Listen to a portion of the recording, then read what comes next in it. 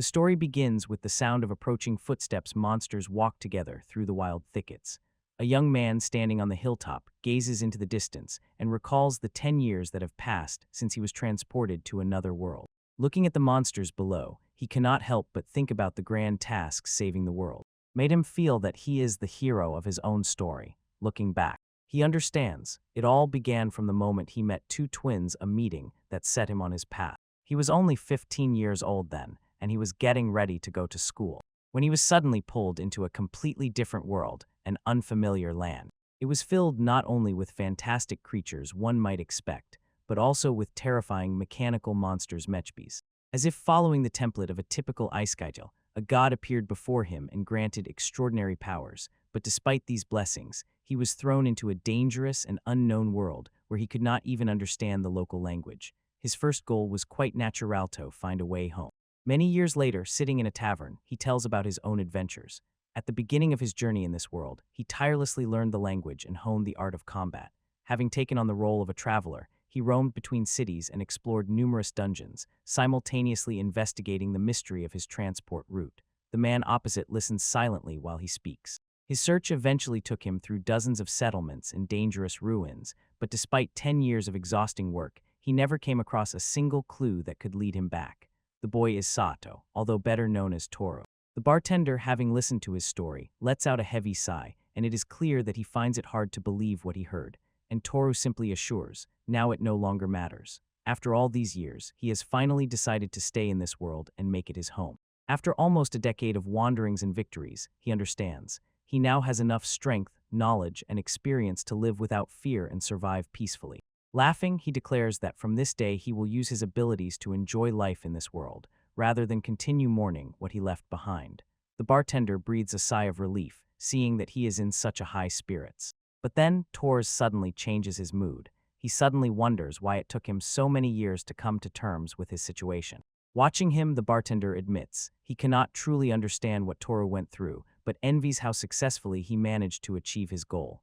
Recently, the town's economy began to falter, and because of this, the tavern suffered losses. Glancing around the almost empty establishment, Toru finally notices that there are no customers. The bartender explains it wasn't so bad before and admits that the situation is increasingly annoying and stressful. Hoping for better days ahead, the bartender pours Toru another drink. Toru is confused. He didn't order anything, but the bartender explains it's a gesture of thanks for all the support and generosity Toru has shown in these difficult times. Since this is a new start for him, the bartender feels it would be a pity if he celebrated alone. They both drink together, and Toryuga jokes that a tavern with such a charming owner simply must be much more popular. The bartender waves him off irritably and says that it is exactly such comments that make Toryuga so annoying. Since he began to let go of the desire to return home, Thor often imagined throughout the entire time how he would build his life here. When the drinks start to take effect, he feels himself sway a little. Over the years, getting used to the area and acquiring new skills, his life gradually stabilized. Along with this stability, the desire to return to Earth faded.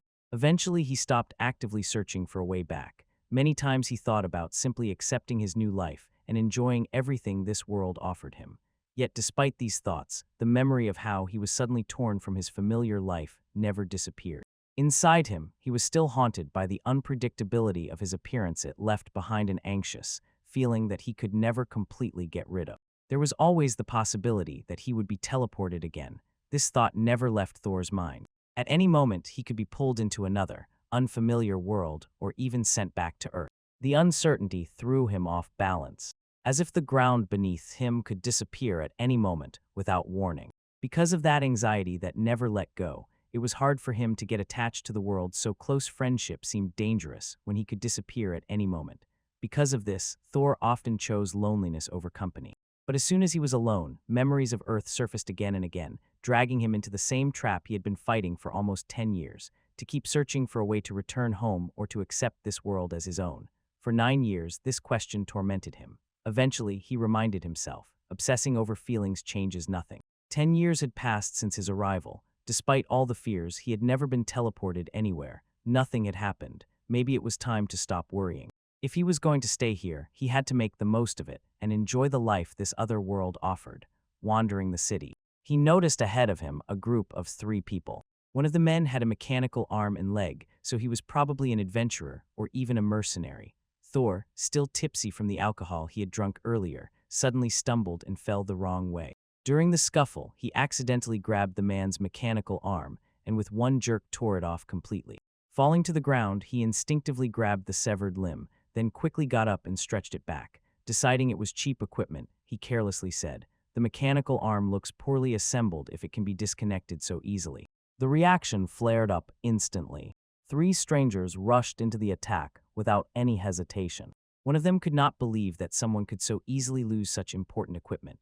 The masked man admitted he had mistaken Tora for a harmless drunkard and let his guard down. The gang member with the eye patch had already begun to suspect that there was something truly strange about him. Someone else guessed, could Tora be the one who had been watching them earlier, although no one was sure about this. One of the group members decided that it didn't matter, Enimoreth's problem had already been solved. The masked man even ordered the others to get rid of the body before the city guards arrived. To their shock, Toru actually stood up. He apologized for calling the mechanical hand worse and explained that he did not expect them to take his words so to heart. The fact that he remained unharmed stunned the entire company, and they immediately prepared for another round of fighting.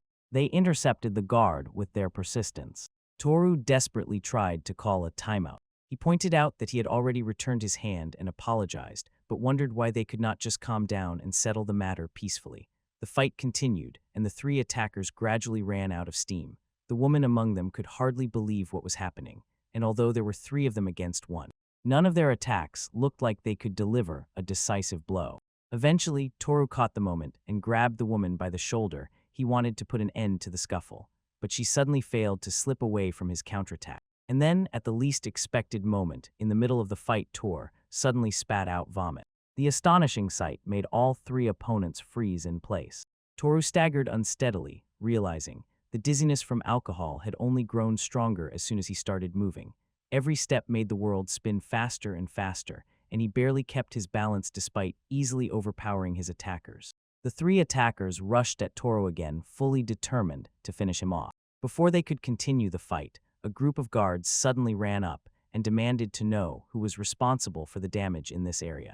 Just as the woman was about to hit Toru again, she was stopped by a man in a mask. Recognizing the arrival of the authorities, he warned the crowd they must leave immediately before retreating. The woman shot Toru a deadly look and declared, "Next time he hears the metallic sound associated with her, it will mean his death." After the alcohol, Toru was still unsteady, and he could only guess why they had flared up with such fury. One of the guards approached him and asked if he was okay. Looking at him, the guard decided he was a traveler. Pointing to the beaten area around, he asked if a fight had happened here and if it was Toru's doing. The sharp smell of alcohol coming from him did not work in his favor. For now, the guards planned to take him to the station for questioning. Toru quickly objected, insisting that he was the victim. According to him, he was the one attacked. At that moment, an elderly bearded man stepped forward and confirmed Toru's innocence. He explained that he was just passing by that area and accidentally witnessed the entire incident. From what he saw, 3 attacked Toru without any apparent reason and then fled the scene. Toru stopped and fixed his gaze on the unexpected witness, completely not understanding who it was. The old man introduced himself as Urban, the leader of the Duran's Travelers Guild. He admitted that everything happened suddenly and asked Toru for one favor, the very man who had previously encountered the cursed demon centipede. Later, as soon as they arrived at the Darandi branch of the Adventurers Guild, Toru sat down and drank water several times to clear his head. After a long sigh, he pondered how quickly this day had turned into complete gloom. After 10 years in this fantastic world, he finally thought he could relax and truly enjoy himself, but immediately a new misfortune appeared. When Telsh's seemed calmer, Urban asked if he was feeling better. Toru thanked him for rescuing him in the alley and apologized for any inconvenience he might have caused. But he could not understand why someone as important as the guild leader was looking for a wandering adventurer like him. Urban then revealed the group Toru had encountered was called Demon Centipede. As soon as he realized there was more to this story, Toru asked if they were connected to the assistants Urban wanted to talk about. Urban looked amused by Toru's curiosity and said it would be easier to explain everything from the very beginning. He began by telling about the city itself. The city was mainly controlled by a powerful trading company named Abaza. The former head of the company and his wife were responsible for turning Abaza into the influential organization it is today. Urban had been close friends with this couple for over 30 years. The couple treated their employees like family and honestly, and diligently conducted numerous charitable events. Their leadership not only helped Abaza flourish, but also significantly contributed to the growth and prosperity of the entire city. Unfortunately, both of them died in a tragic accident 3 years ago. After their death, control of the company was taken over by a man named Hasran. According to Urban, that was when everything began to change. Unlike the former president and his wife, who treated their employees with kindness and respect, he ruled by fear and self-interest. He quickly got rid of everyone he disliked and used those who remained loyal. Then Urban explained, the group that attacked Tor the previous night belongs to a powerful force known as Demon Centipede. Armed with mechanical limbs and enhanced devices, they were the elite guards and enforcers of Hasran. Under the leadership of Hasran, the trading company Abazu transformed into something completely different from the organization its founders once built. Worse still, Hasran set his sights on the two daughters of the former president. He pressured them to force a marriage while keeping them confined within the company's headquarters. Toro quickly realized what was happening. By marrying the twins, Hasran would gain undeniable power over the company and firmly secure his control. Urban clenched his fist in irritation. The motive, of course, could have been that as well, but he admitted both twins were exceptionally beautiful and talented women, and it was no wonder that Hasran's ambitions were fueled not only by business. Putting everything together, Thor asked if the mission was to save and protect the twins from Hasran and the Demon Centipede. Urban confirmed, yes, that was exactly what he wanted. But that answer raised another question. If the mission was so important, why didn't the guild send proven adventurers there? Urban bitterly explained, reality was not so simple. In the town, there was no one strong enough to reliably challenge the Demon Centipede. Their organization became the most powerful force in the entire region.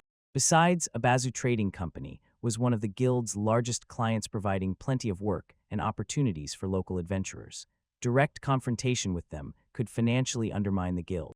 On the other hand, Thor was a wanderer, with no ties to the guild. If he agreed to the mission, he would receive an appropriate reward, but there was a great risk that the operation would escalate into a real war with the Demon Centipede. It was an incredibly dangerous task. Urban admitted that there are many powerful people in the world who surpassed the three attackers Toru had already fought. Despite everything, the company built by his late friends was rotten and bending under corruption and exploitation. Their daughters were now in danger of sharing the same fate. Having no other options, he sincerely begged Tor for help. Without any hesitation, Tor agreed. His instant reaction caught the city by surprise. Toro explained matter-of-factly that he already had a score to settle with the people who attacked him without warning. He promised to safely rescue both twins and to arrange for the members of the Demon Centipede to suffer a humiliating defeat. Just as he was about to ask another question, he realized he could wait. Instead, he ordered Urban to tell the story of the mission from the very beginning. Later, under the cover of darkness, Toru reached the headquarters of Abazu Trading Company. Hiding among the bushes nearby, he carefully watched the building, weighing his next move. Judging by what he managed to find out, the twins were most likely held on the top floor. He observed how the building was guarded to the brim. He recalled the conversation with Urban about where he got this information. During that conversation, Urban admitted he had received several letters sent directly by the twins themselves. To avoid arousing Hasran's suspicion, they transmitted coded messages and kept secret contact with him for quite a long time. Through these hidden communications, Urban learned about their situation and was able to coordinate the rescue plan. Most importantly, he had already managed to inform the twins that help was on the way. Before the operation began, Urban ordered Toru to go straight to where the twins were held. He assured him it was enough just to say their name and trust would be gained. As soon as that happened, the liberation should proceed smoothly and without problems. When Toru hid among stacks of crates near the company's territory, Urban's repeated warnings came back to his memory. He must not be noticed under any circumstances, and no unnecessary fuss. If he were exposed before reaching the twins, the guards would immediately understand what he was trying to do. Security would tighten immediately, and the rescue mission would become much more difficult. Toru, slipping silently through the corridors of the establishment, pondered the situation.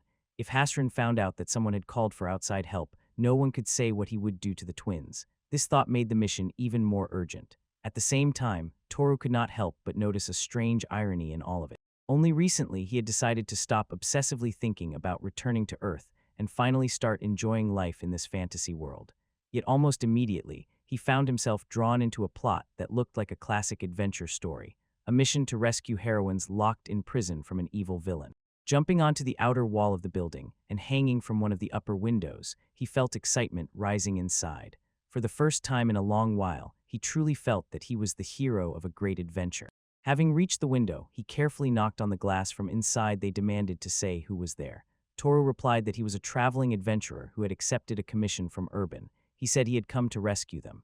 At these words, the twins finally felt relief. After so many hours trapped, someone had indeed come to help. Seeing their reaction, Toru could not hold back. He empathized. They had clearly endured too much, staying deep in enemy territory that was enough to break anyone's spirit. Toru had been living in this other world for 10 years already. It was exactly the moment when he finally gave up the dream of returning to Earth, and while he was indulging in the fantasy of being the hero of this story, reality cut the game short. And suddenly arrows flew straight into his face. Fortunately, the bullet did not hit him. It struck the wall behind him and stuck in it. Frightened, Toru looked up and saw one of the twins emerging from the shadows, with an already frightened arrow ready to shoot. He immediately explained that he was not an enemy. Remembering Urban once again, Toru asked if they had been informed that someone would come to rescue them. Realizing how they were trembling with tension and suspicion under these circumstances, he reassured them. He was on their side. Only then did he notice that the arrowhead was covered, so it was less dangerous than it initially seemed. The atmosphere changed instantly. The two twins clapped back at him, praising the impressive dodge, and welcomed him for passing their test. They noted that the guildmaster definitely knows how to select capable people. But they were dissatisfied only that he saved them. Acknowledging Toru's abilities, they made another demand. Besides completing the Urban's rescue mission, they wanted him to take a task from them as well. Later, Toru looked back and realized everything truly started from that moment. On the day he finally gave up returning to Earth, the twins extended their hands to him and declared their determination to reclaim the company their parents left behind. They would not allow Hasrani and the demonic centipede to continue mocking their family legacy. To achieve this goal, they asked Toru to lend them his strength and help defeat the enemies. Standing before them, Toru could hardly believe how sharply his life had changed. What began as a simple rescue operation was rapidly growing into something much bigger, and it all hinged on meeting these twins. The sudden turn of events confused Toru, and he couldn't help but think, could this be just the beginning of a much greater adventure? As Toru made his way through the city market, he overheard a conversation between two men about rumors surrounding the recent shortage of gold coins. One of them spoke about increasing speculation regarding large-scale smuggling of gold, and others complained the shortage had already caused terrible consequences. Enterprises were collapsing, chaos reigned in the market, and the local economy was relentlessly sliding down. None of them cared whether the corrupt guard was to blame or some renegade adventurer. They had one goal, to catch those who did it as soon as possible. They listened nearby. Urban let out a tired sigh. The gold smuggling case had become a constant source of irritation, and he silently hoped that both he and Toru would be able to escape this troublesome story before it spiraled out of control. Meanwhile, in the Hasran estate, Toru sat on the floor opposite the twin sisters and tried to figure out what he had just heard. He asked if they were really asking him to help expose the gold smuggling. The idea threw him off completely. He said he had come only because the guildmaster asked him to help them and asked what any smuggling business had to do with it. The twins explained. The guildmaster was too overprotective to ever allow adventurers to investigate something as dangerous as an illegal gold smuggling syndicate. In their minds, he was sure to panic and insist that such a mission was too risky to allow at all. Because of this, their unexpected imprisonment became the perfect excuse to hire adventurers without revealing the true purpose. Taking advantage of both their imprisonment and the guildmaster's favor, they managed to involve even a master like Toru in this story. Hearing this, Toru was oppressed, so he could only guess what kind of people these twins really were. Then the sisters comfortably settled at the table and calmly poured tea for themselves. The elder introduced herself as Yuffie and the younger as Mary. They met Toru, apologized for the lack of proper hospitality, and asked him to make himself comfortable given the circumstances. For a moment, Toru felt relieved and was about to thank them. But reality caught up with him. Jumping to his feet, he shouted that now was not the time for calm tea gatherings. They were deep behind enemy lines, and escape should be their top priority. He demanded they leave immediately, but the twins did not budge at all. They said security becomes especially tight when transporting cargo, that is when the demonic Scolopendra is nearby. Under such conditions, fleeing would be much harder. Still smiling as if nothing had happened, they suggested postponing the escape and using this time to discuss a few important issues. Their calm behavior only made Toru grumble infrastructure. What confused him the most was how they remained completely calm while in captivity, as if they were just daughters of a large trading company, yet behaved with the same posture, grace, and confidence as noble ladies. Looking around the room, he noticed everything inside was incredibly luxurious. The equipment, decor, and a bunch of various things looked expensive and exquisitiso. There was a strange, high-class atmosphere everywhere, as if they were not in that situation. The twins decided it was finally time to tackle the real problem. They explained that the city of Durandi is currently suffering from an extremely acute and unusual shortage of gold coins. Tor froze for a moment in shock. The sisters continued and explained. The deficit shook the exchange rates between gold, silver, and copper currency. Trade throughout the city came to a halt, so the local economy fell into a deep recession. If the situation continues, more and more businesses will be forced to close, and eventually this will lead to economic collapse and mass hardship for the town's residents. According to their investigation, the problem did not arise because citizens were hoarding money or increasing their savings. They believed the cause was different. The gold contained in the coins was being secretly smuggled out of the city. In their opinion, only one could have moved such a mass of gold without attracting attention. Obazu, the most experienced trading company in Durandi.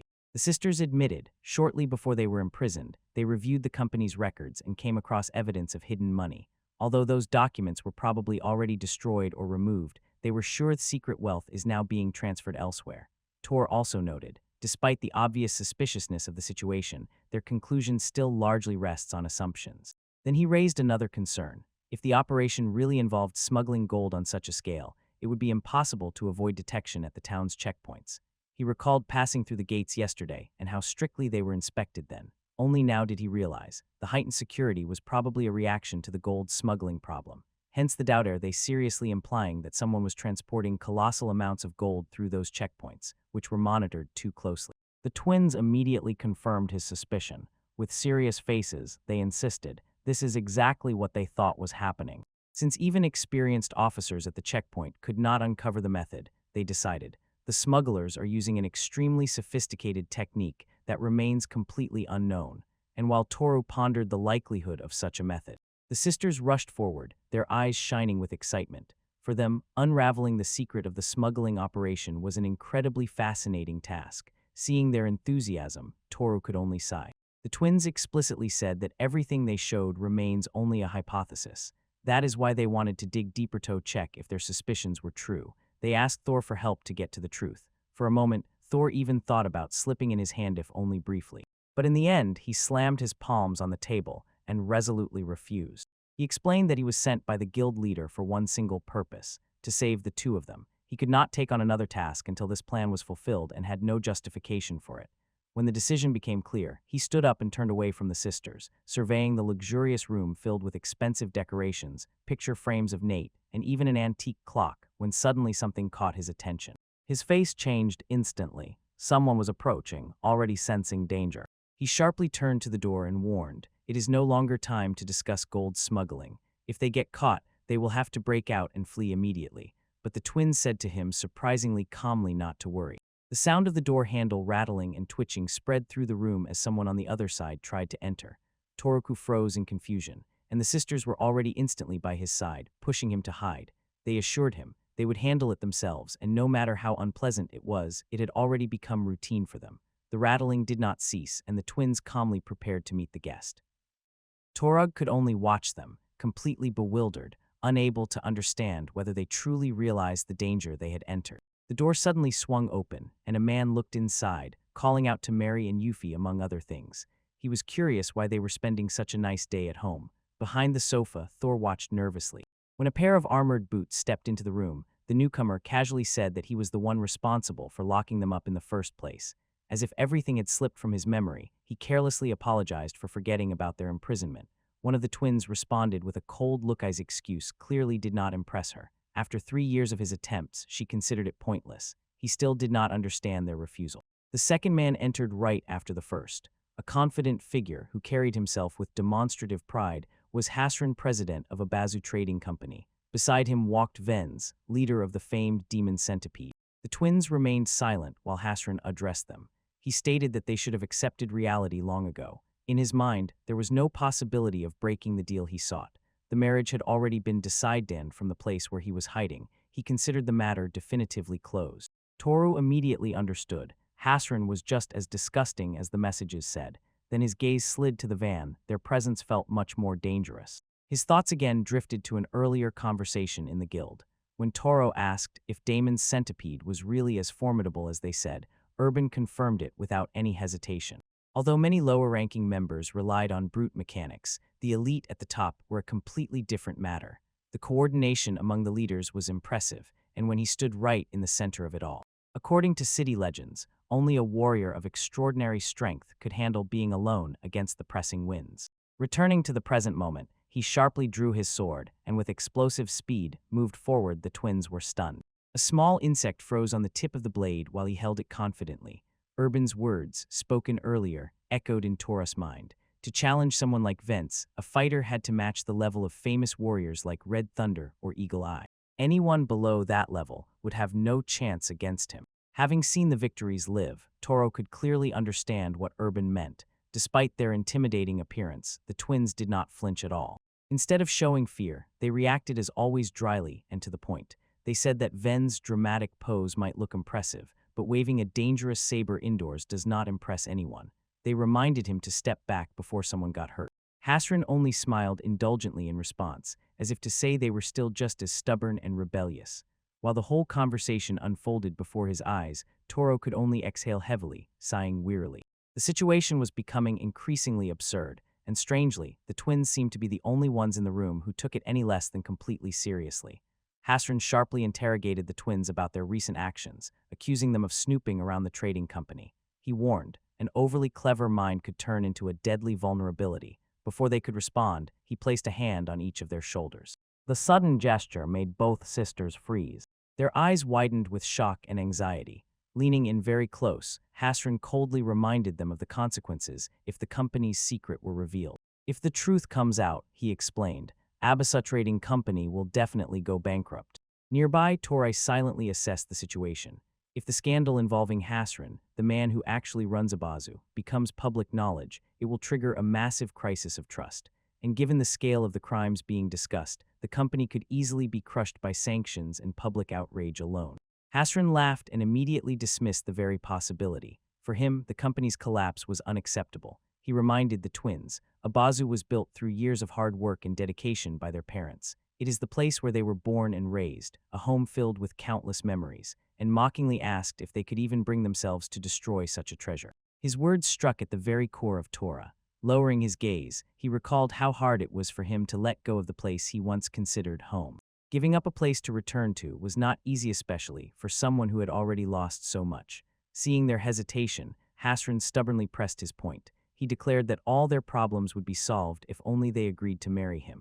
With their support, his position inside and outside the company would become secure. In return, they would regain their freedom, get jobs, and even have a chance to establish a product development department they had always dreamed of. For a moment, the twins froze and fell silent. Then they decisively rejected everything he stood for. They accused Hasran of bringing Durandi's economy to ruin and betraying the principles on which their parents built the company. In their eyes, he used the organization entrusted to him and betrayed the legacy left by its founders. Clenching their fists, they declared that the true spirit of Abazu still carries the wisdom and values their parents raised them with. Even if it meant losing the place that was once home, they refused to give up. As their defiance continued, Hasran's face darkened. The twins stood their ground and boldly declared that justice would prevail as soon as his crimes became known. From his hiding place, Toru was truly impressed by their desperate spirit. For a few moments, Asran just watched them. Then suddenly he burst out with loud mocking laughter. He ridiculed the sisters as hopelessly pathetic. No matter how much they protested, they remained trapped inside the room completely powerless to do anything. Comparing this to business, he noted that knowing when to stop is vital to avoid unnecessary problems, and placed the wisdom of surrender on par with the value of gold itself. Next to him, Wenza's expression remained cold and unchanged. He made it clear, if Hasran ordered it, Demon Centipede would not hesitate for a second. This time they were only receiving a warning, but the next meeting would not end with mere threats. The atmosphere immediately grew heavier. Watching this conversation unfold, Torah quietly exhaled. The danger surrounding the twins was becoming increasingly palpable, and the threat hanging over the room was no longer something that could simply be ignored. Toru finally stepped forward and declared that he would help the twins with the investigation but only until the end of the day. Mari and Yuffie looked stunned by his sudden appearance. But before they could say anything, he firmly announced his condition. If by the end of the day they failed to uncover the smuggler's method, he would leave the investigation and forcibly evacuate them just as originally ordered. As soon as the twins heard his decision, relief flashed across their faces. Grinning from ear to ear, they sincerely and impatiently thanked him for agreeing to help. While Toru observed their reaction, he was unexpectedly moved. The determination with which they held on reminded him of his own long-standing desire to return home, a yearning he had not been able to let go of for 9 long years. Seeing that same unbreakable resolve in them, it was hard for him to walk away. Mari and Yuffie happily reached out their hands to him, and the three of them firmly shook hands. For the first time since they arrived in Durandi, Toru felt a glimmer of optimism about what lay ahead. Remembering the 10 years spent in this other world, he could not help but think that things were finally starting to get interesting. Wasting no time, the twins enthusiastically declared that the investigation must begin immediately. Toru quickly noticed they seemed to be enjoying this far more than the situation deserved. Since the sisters could not move freely, they entrusted Toru to gather information on their behalf. Their first lead took them to an inn where about 20 members of Demon Centipede had stopped. According to the twins, if the Demon Centipede was not connected to the Golden Smuggling Project, Hasran would have no reason to favor them so much. Inspecting them was the fastest way to get closer to the truth. Holding the notes they had prepared in advance, Toru remained skeptical. The Demon Millipede officially worked as an escort during shipments, so it had legitimate grounds to enter and leave the city whenever needed. This, of course, made them suspicious, but did not provide any concrete evidence of guilt. He doubted whether other staff would really give information about their guests just because he asked. Or he assumed the twins wanted him to catch someone from the Demon Millipede and extract a confession from them. The sisters only exchanged cut smiles before telling where they got the real information. Feeding 20 people daily inevitably left piles of leftovers. Toru looked at them in complete bewilderment. After some time, he returned completely exhausted, as if all his strength had been drained. Settling opposite the window, he declared that he had successfully gathered exactly the information they wanted. The twins greeted him back cheerfully. Evidently, the result pleased them greatly. Meanwhile, Toru grumbled. He was sent on dangerous errands while these two comfortably relaxed behind the scenes. When he recalled all that, his face became completely emotionless. He never in his life expected that the twins' intellectual network would consist of homeless people gathering around inns for food scraps. That very memory was exhausting. What seemed like a simple reconnaissance turned into utter chaos.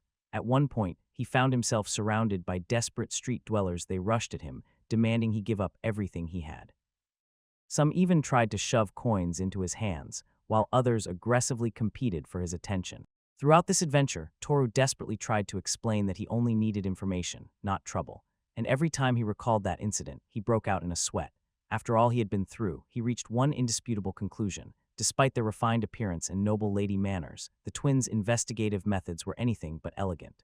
Toru handed over the notes he had gathered during his own investigation and honestly admitted he found nothing truly useful. In his opinion, all this work was in vain, and he decided they had probably followed the wrong trail.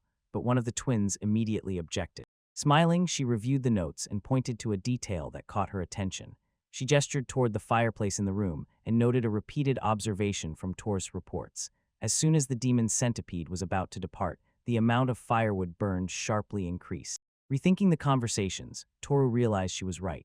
Almost everyone he spoke to mentioned incredibly large stocks of firewood. Sipping from his cup, he tried to find any reasonable explanation. Since Demon Centipede regularly escorted cargo outside the city, their fighters probably spent several days on the road without a proper chance to wash properly. It would be logical if they wanted to clean up thoroughly before setting off again. To heat water for 20 people, you need to burn so much firewood that its increase becomes immediately noticeable. The twin sister immediately pointed out a flaw in his reasoning. If so much firewood really went to heating water for the bath, there should have been a corresponding increase in water consumption. But none of the reports mentioned anything like that. Toru froze in place. The second twin added that relying on water magic also did not explain the discrepancy. Magically created water does not last long enough to be a practical substitute. When all these options were ruled out, Toru felt a chill run down his spine. If they were not heating water with firewood, then what exactly could require so much fuel? The twins admitted that they could not answer this question yet, but agreed the discrepancy definitely looked suspicious. Toru sat silently, lost in thought. Despite the fact that this could have been an important clue, he could not shake the feeling that the investigation was turning out to be much less spectacular than he had expected. It didn't even seem like they were unraveling a huge criminal conspiracy. At the same time, he forced himself to remember. Failure could have serious consequences. If they made a mistake, you could never predict what might happen to them. When he looked out the window nearby, his attention slipped to the street below. There he saw a man in a cloak. The first thing that caught the eye was the mechanical hand sticking out from under it. Something new occurred to him. Turning back to the twins, he asked if anyone had thoroughly examined the mechanical limbs used by the demon centipede. Fake arms and legs looked like convenient places to hide contraband or smuggled goods. As soon as he said this, their curiosity immediately flared up. One of the sisters explained, this possibility had already been calculated, and indeed once inspectors had arranged a surprise inspection during which they disassembled the mechanical limbs. They found nothing suspicious. Simply hiding something between the components would have been too obvious and would not have lasted after such an inspection. She further explained that embedding hidden materials directly into the parts themselves was also unrealistic. The process would have been physically inconvenient and too expensive. Dismissing this version, the twins looked at Toru with interest. His sudden interest in mechanical limbs had appeared out of nowhere, and they wanted to know what exactly had prompted the idea. Toru calmly took a sip from his cup and casually admitted, the previous night he had actually been attacked by a member of the demon centipede. Reviewing the incident, he assumed, the attacker lost control because during the scuffle he accidentally tore off one of that man's mechanical hands. A memory of the chaotic encounter flashed through his mind, for a moment explosions and complete confusion. Yet something about this whole story still troubled him. He rubbed his chin thinking and said that the reaction seemed overly exaggerated. But the main thing, the mechanical arm itself, also felt strange. Despite its intimidating appearance, it turned out to be unexpectedly crude and poorly assembled. His tone faded when he noticed. The twins were no longer listening to him. Raising his head, he asked if they could hear him at all. The sisters were completely absorbed in their thoughts. The wasteful use of firewood, the absence of anything unusual during previous inspections, the strange low quality of the mechanical limbs, and they instantly connected every clue in their heads. Watching them, Toru felt both surprise and anxiety. It was more than just cleverness. The speed with which they processed information gave him a creepy feeling that he could not fully explain, and he suddenly wondered, who were these girls really? Suddenly, the twins jumped to their feet and rushed to the bookshelf. In a moment, they pulled out a book and triumphantly announced that they had solved the mystery. According to their theory, the reason no one had been able to find the smuggled gold was because the criminals used something that did not even exist in this world. The statement left Toru completely bewildered. Meanwhile, in other parts of the city, Hasran and Venz were relaxing outside, near the building. Hasran was slowly sipping tea and casually inquired how the gold operation was going and if everything was running smoothly. Venz reported that there were no problems. Their operation was going according to plan, and they were already very close to reaching the required amount. A satisfied smile spread across Hasran's face. Victory was very close. They just needed a little more time. Then the noise began. A big commotion arose nearby, louder with each moment. The man who was forced to find out what was causing the uproar demanded answers, but before anyone could say anything, one of his subordinates ran to them in panic. The man urgently reported that guards, adventurers, and even inspectors were approaching them. Whatever the reason, it was so serious that he advised leaving the area immediately. When Hasran tried to understand what was happening, someone suddenly grabbed him by the shoulder from behind. Confused and irritated, he demanded explanations. Why had so many people gathered here? What exactly did they want? Then he saw them. Among the crowd stood Mary and Yuffie. His eyes widened sharply in surprise. The twins stepped forward and boldly accused him of gold smuggling, declaring that he was under arrest. Nearby, Urban was watching how everything unfolded and could not believe it. Even when he learned exactly how Hasran's operation worked, he still considered the situation crazy. Organizing a large-scale joint operation with guards, inspectors, and adventurers to arrest someone in coordination, he did not expect that. He recalled how everyone froze in panic as soon as they heard. They were planning an operation, but the twins insisted that there was only one person capable of pulling this off: the guildmaster. Of course, the guild leader looked extremely pleased with such an assessment and confidently accepted the praise. But just as the festive mood began to lift, Hasran abruptly interrupted the conversation. He laughed at their overconfidence and asked why they were acting as if everything was already decided. In his opinion, they had nothing. He demanded an explanation of what right they had to break into his property, threaten mass arrests, and so easily throw accusations. If they were going to accuse him of smuggling gold, they needed evidence. Without it, all their words were empty, and until they showed exactly how he smuggled the gold, Hasran had no intention of acknowledging their accusations. Khosran responded to the accusations with frank mockery, dismissing them as mere wild assumptions. While one of the demon centipede's members was held nearby Toru, Khosran appeared completely indifferent. Meanwhile, as the traveler held that man in place, Mayuri and Yuffie stepped forward and removed the mechanical arm attached to it. Then the twins boldly declared that the answer to the mystery of gold smuggling is hidden right in the mechanical gear. Stillcom poured himself another cup of tea and quietly reminded them of an important fact. Mechanical limbs had already undergone numerous inspections several times. Several times the authorities even disassembled the device piece by piece, but no evidence of smuggling was ever found. A terrifying smile stretched across his face as he challenged their accusations. Could they really be hinting at such nonsense? Perhaps they meant something else, that the gold coins were melted down somewhere and hidden right inside the mechanical limbs, not that they were simply scared. Mary and Yuffie burst into restrained laughter. They said that Hasran just happened to have the very thing needed to expose the truth. His confidence immediately wavered, replaced by confusion. The twins took a cup of hot tea and explained that no elaborate casting process was needed. Ignoring Hasran's attempts to stop them, they tore off the outer covering of the mechanical arm and revealed a strange metallic substance hidden inside. The material was unfamiliar compared to anything found in their world in nature. Almost with complete certainty, the sisters explained, the metal comes from another world, Earth, and for the first time on Hasran's face there was a real shock. Then the twins slowly poured hot tea on the exposed material. They said that this mysterious silver has an exceptionally low melting point. As soon as the hot liquid touched him, the substance immediately came to life in reaction. Right before everyone's eyes, the seemingly solid metal suddenly softened and melted into liquid droplets. As the material corroded, a hidden secret emerged. The twins finished their tea and triumphantly revealed 2 hidden gold coins that lay inside the mechanical hand's structure. Smirking boldly, they announced the truth. Hasran used wood's metal. The revelation instantly shattered his composure. Frozen in place, he stared at the exposed evidence, unable to believe his own eyes. His jaw dropped. The scheme he had so carefully hidden collapsed right before everyone. Watching the scene unfold, Toru was truly impressed. Even after the twins' explanation, he would never have imagined that lost items could be used so ingeniously. In this world, the term lost objects meant things or beings that came from another world just like Toru. Due to their foreign origin, such objects were incredibly rare and valuable, so it was no surprise that a powerful organization like a Bazu trading company managed to acquire several of them. But he was most surprised by Mary and Yuffie.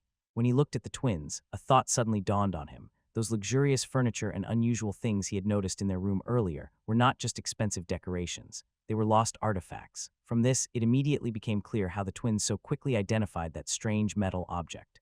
Alongside the loot from another world, they possessed knowledge and familiarity that ordinary people simply could not obtain. At that moment, Toru realized the sisters were even more incredible than he had initially thought. When Toru looked around the twins' room, he finally understood how many lost things they had collected. The shelves were filled with books, artifacts, and various items originating from Earth. This place simply took his breath away. For years, Toru had been collecting lost things, himself exhaustively searching for clues that could lead him home. And now, seeing such a huge collection in one place meant a sudden wave of hope for him. If anyone in this world knew more about Earth and the people who came from it, it was most likely Mary and Yuffie. The volume of foreign objects surrounding them was hard to comprehend. Even more amazing was that the twins managed to uncover an intricate gold smuggling scheme using such specialized knowledge. At that moment, Thor made a firm decision. These two were not just interested in lost things, they were true fans. For some reason, the realization left him with a strange feeling of inner conflict. He always imagined that since he was truly from Earth, it was his modern knowledge that should astonish others.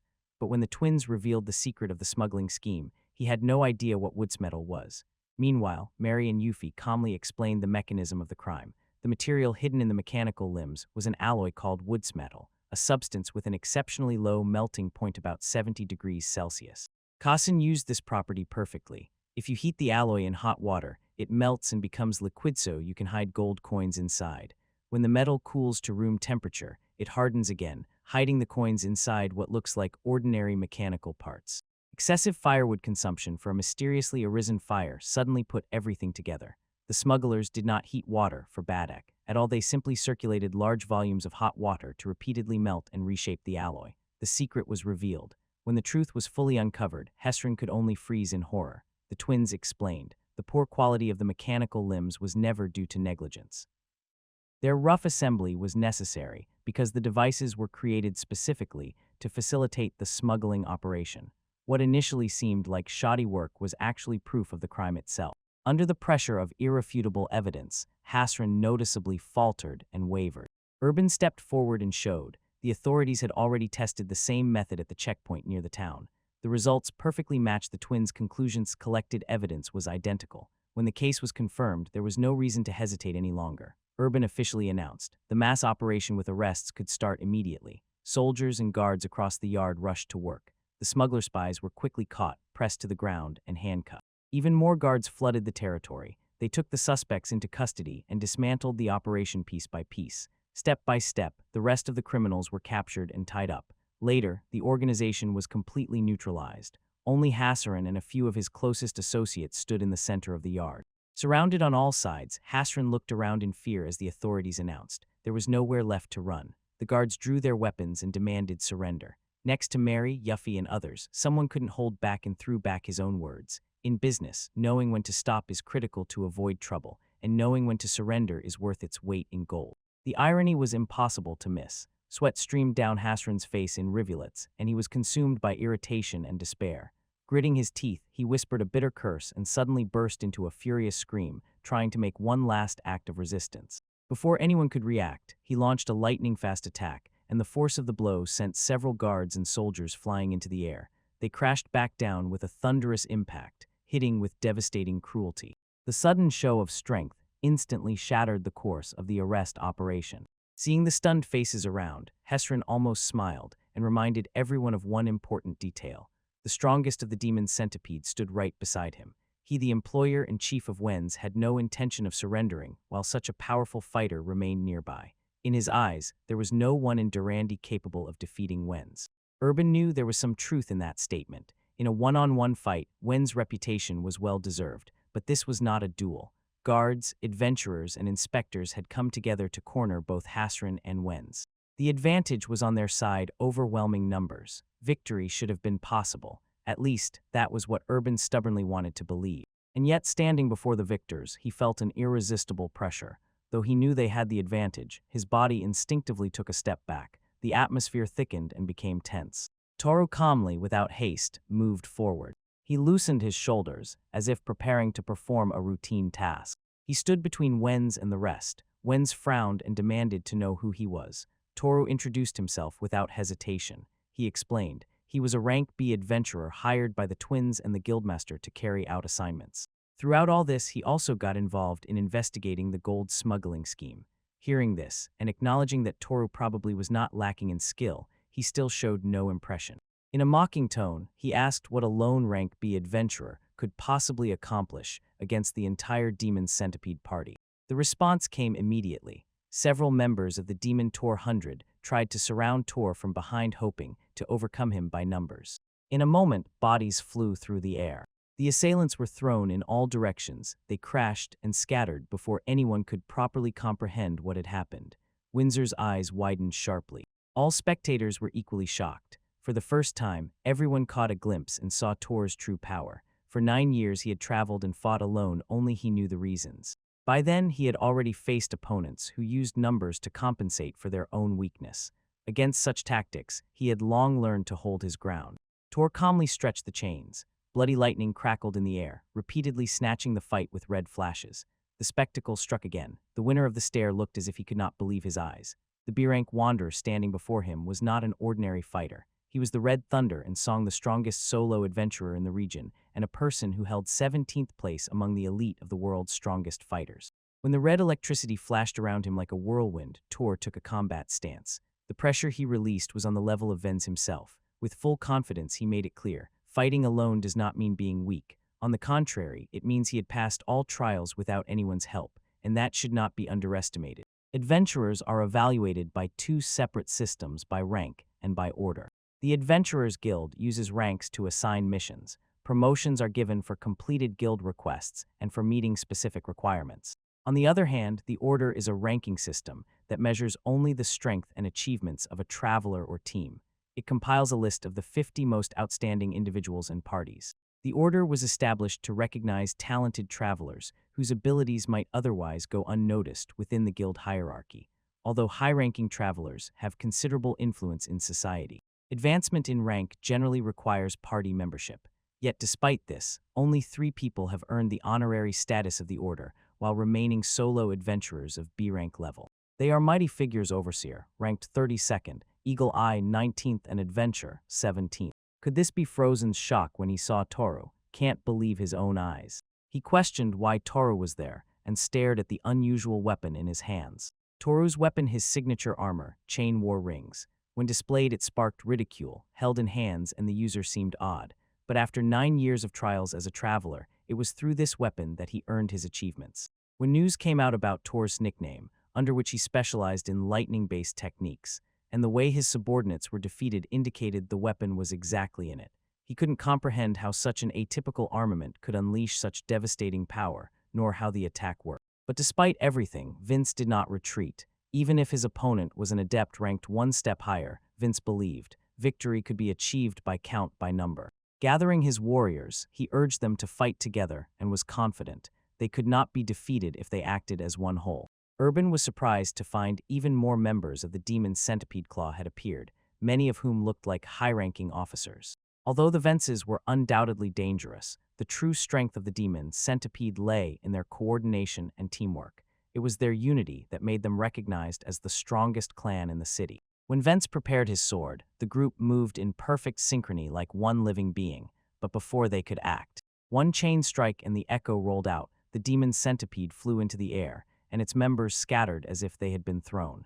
The place from which they appeared instantly became so disturbed that even it would have been surprised. And Kotriv Hasran with fear. Regaining consciousness after the blow, Vence froze, realizing that he hadn't even managed to see the attack. His thoughts were interrupted by one of the subordinates who shouted to him in alarm. When confusion spread through the group and questions about what had happened poured in, she immediately growled, ordering everyone to return to the ranks. Taurus drew his weapon. A surge of electricity was released, passing through the henchmen of Wenceslas. One by one they were struck. The blow incinerated the bodies. When the dust settled, Wentz was the only one left standing. All his subordinates were defeated. Suddenly it became clear this would be his end. He lived his entire life as a wanderer, fighting against the countless horde of monsters and sharing drinks with a comrade. This was the only form of life he had ever known. Even after he lost his arm and faced the likelihood of never living as before, he could not leave it. He dragged the agony from the severed hand. Before him appeared a figure Riaz, if a devil offering salvation. For participating in gold smuggling, he was given an expensive mechanical hand. When the new one appeared, it was already being used. He knew smuggling is a crime. All this did not matter to someone like him. Hassan gave him a weapon for battle against to a traveler. Because of this, he felt indebted and decided to return it as soon as he made a plan. He was determined to create a Brishevin if it lasted only 1 second so that Hassan could escape. In his head, it was simply a matter of repaying the debt. Whatever the cost, he intended to repay the debt of gratitude he owed. Toru watched him and let out a heavy sigh. Despite everything, Wentz was still ready to risk his life for Hasran. Toru could not help but be amazed. Even those who had gone so far still preserved their own sense of honor. 2 fighters raised their weapons and prepared to engage in a clash. At that very moment, Hasran rushed to Tor. His speed was unnaturally insane. Toru was immediately struck by it. Sensing the threat, he adjusted his approach and prepared to stop Hasran's acceleration. When he swung the sword, releasing a wave of wind magic, a sharp strike disrupted Toru's movements, and for a moment it seemed he had finally seized the initiative. But before he could continue, the Toru's chains had already wrapped around his body. When is Wa stunned? He could not comprehend how the weapon so easily entangled him. Watching the fight, the twins laid out the properties of the weapon on the shelves, and he assumed that it worked thanks to magnetic energy. The spell cast on the chain war rings generated magnetic forces. Toru could control the rings by setting attraction and repulsion. Precisely controlling the magnetic fields, he could rearrange the chains into complex patterns without even moving his hands. Such delicate control would usually be impossible, but it was the result of 9 relentless years, stubbornly and desperately devoted to finding a way back home. With Venz already completely restrained, Toru informed him that the fight would soon end and that he should rest. Trapped in chains, Venz could only bitterly laugh at himself. The difference in strength between them had become painfully obvious. Comparing himself to Toru had been foolish from the very beginning. When Venz fell, only Hasran remained. Seeing his last ally on the ground, Hasran exploded with rage. Anger spilled out of him as he raged at the wind and everyone around. He furiously stomped on the topic of the mechanical hand, which he himself had provided. Complained that no one was helpful. He equally vented his bitterness on the twins and the subordinates. In reality, Hasran's ambitions had always been selfish. He wanted to use the accumulated wealth to build a new business, marry the twins, and continue to get rich. Anyone who did not join these goals became worthless in his eyes. He dismissed the twins as complainers, mocked those who clung to the former leader, and condemned everyone nearby as incompetent burdens. While Hassan continued his tirade, Toru calmly struck him with a charge of electricity and his scream abruptly stopped. While everyone watched how everything unfolded, those present heard Toru summarize simply, and of all who were here, it was Hassan who truly embodied the meaning of being useless. When the guards were escorting the criminals out, the twins froze in shock. They had no idea that Toru was the same traveler known as Red Thunder. Toru excused himself by saying that no one ever asked. Moreover, he disliked the traveler nicknames. His title revealed too much about his fighting style, so he preferred not to mention it whenever possible. The twins found it hard to understand this. From their perspective, his attacks were so devastating that it seemed almost impossible to respond to them at all. When everything was finally settled, Toru sighed with relief. Only then did he remember that he had not slept for 2 whole nights. And now, when it was all over, exhaustion hit him immediately and relentlessly. Mary found the situation funny. Even the famous Red Thunder, a traveler of extraordinary power, ultimately could not cope with sleep deprivation. From there, it was only surprising whose fault it was. The twins bowed their heads in gratitude. Tears welled up in their eyes because the tension they had been carrying all along finally released and relief came. At the sincere words of thanks, Toru simply smiled. After that, everyone went their separate ways. Soon Yuffie noticed a notebook lying where Toru had been sitting. Mary guessed that he might have accidentally left it behind. The twins couldn't resist and opened the notebook. They began flipping through the pages. Its contents left them completely stunned. The next day, Toru finally woke up, after a long and incredibly pleasant sleep. Having endured 2 sleepless nights, he slept without regret like the dead. Barely opening his eyes, he noticed 2 mysterious figures standing before him. But although he was not yet fully conscious, his thoughts revolved not so much around their appearance as about what he would eat for breakfast. The 2 figures turned out to be twins. They stood there and joyfully stretched out their hands. Toru was left completely confused in his room. He didn't understand why they were here. The explanation turned out to be unexpectedly simple. The visit was related to the Adventurers Guild, and the twins had simply asked the guildmaster for information. Toru immediately decided that this was a blatant abuse of power. But the main thing was not how they found him, but why they came at all. Then the twins revealed the real reason for their visit. They wanted to present Toru with an investment proposal. The unexpected statement left Toru even more confused than he had been before. During breakfast, Toru asked the twins if they really invaded his personal space just to push some suspicious investment scam. The twins immediately denied it, stating that accusing them of audacity was unfair. In their opinion, their proposal was completely legal, safe, and based on an impeccable reputation. They did not continue the quarrel. They shifted the conversation to the latest report. Finally, an arbitration review regarding the trading company Abasu was issued. Toru was surprised at how quickly everything was resolved, but the twins noted, given the circumstances, such speed was quite logical. Hasran, Wenz, and all members of the organization Demon Centipede received prison sentences, just like everyone involved in the gold smuggling operation. Meanwhile, the trading company Abasu was ordered to pay a colossal fine. When the twins announced that the fine amounted to 3,007 Kusum gold coins, Toru almost spat out his drink. Worried, he asked if they could even afford such a huge sum. The 2 twins explained that they could not. For now, they would have to rely on everything that remained, assets and what they managed to recover. Their plan was simple: to auction off the land and buildings of the boss to pay off the debt. As expected, Toru's previous forecast was once again accurate. There was no other way but to close the company. It no longer had the trust of society, employees, and financial resources, so recovery was impossible. After breakfast, the company went for a walk. During the stroll, Toru asked the twins what they planned to do now that they no longer had a place they could call home. He was thinking about the city situation, and the twins explained that the city immediately offered them a place to stay, but despite this they were still figuring out how to set off on the journey. They had long dreamed of traveling through different lands, seeing new places, and expanding their knowledge through personal experience. Toru was impressed that their dedication to learning was still as strong. But still, Yuffie suddenly fell to the ground in dramatic despair, fearing that it was too dangerous for two pretty young women to travel alone. Mari added, right now they lack the funds to hire travelers for escort. This led them back to the investment proposal they had already mentioned. They said that if Toru invests money in their protection during travels, they will in return help solve the problems he faced. Thor had not the slightest idea what they were talking about. Before continuing the explanation, Yuffie handed him the thing she thought he had accidentally left behind. Toru, confused by the abrupt change of subject, looked at the object and froze in shock. This was his diary. He kept a diary for years as a record of his attempts to find a way back to Earth and organize his thoughts about it. Now the content was no longer so important to him, but a much sharper problem had appeared. The twins read this. The discovery instantly stunned them to the edge. They could hardly believe that it was really Toru himself, a lost object from another world. Without wasting time, they bombarded him with questions, wondering why he hadn't told them earlier. And their curiosity only grew when they learned about airplanes, video games, and many other concepts from his original world.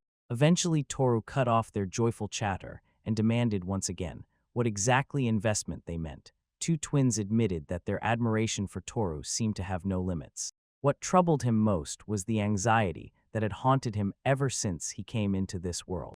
This fear of ending up out of place again did not allow him to fully settle into his new life and forced him to search for a way back to Earth for 9 years.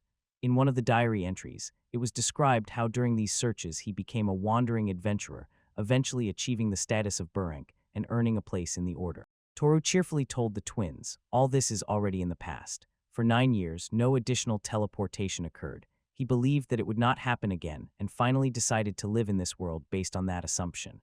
But one of the twins reminded him of a diary entry where Toru wrote, even so, his anxieties never truly disappeared. Toru immediately recognized this excerpt. It was a thought he remembered too well, as if he had written it himself.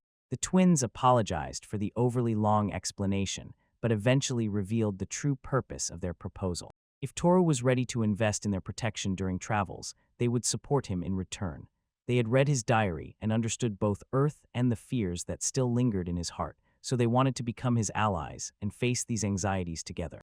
During their journey, they searched for a place where Toru could truly choose whom to belong to in this world, a place where he could leave his fears behind.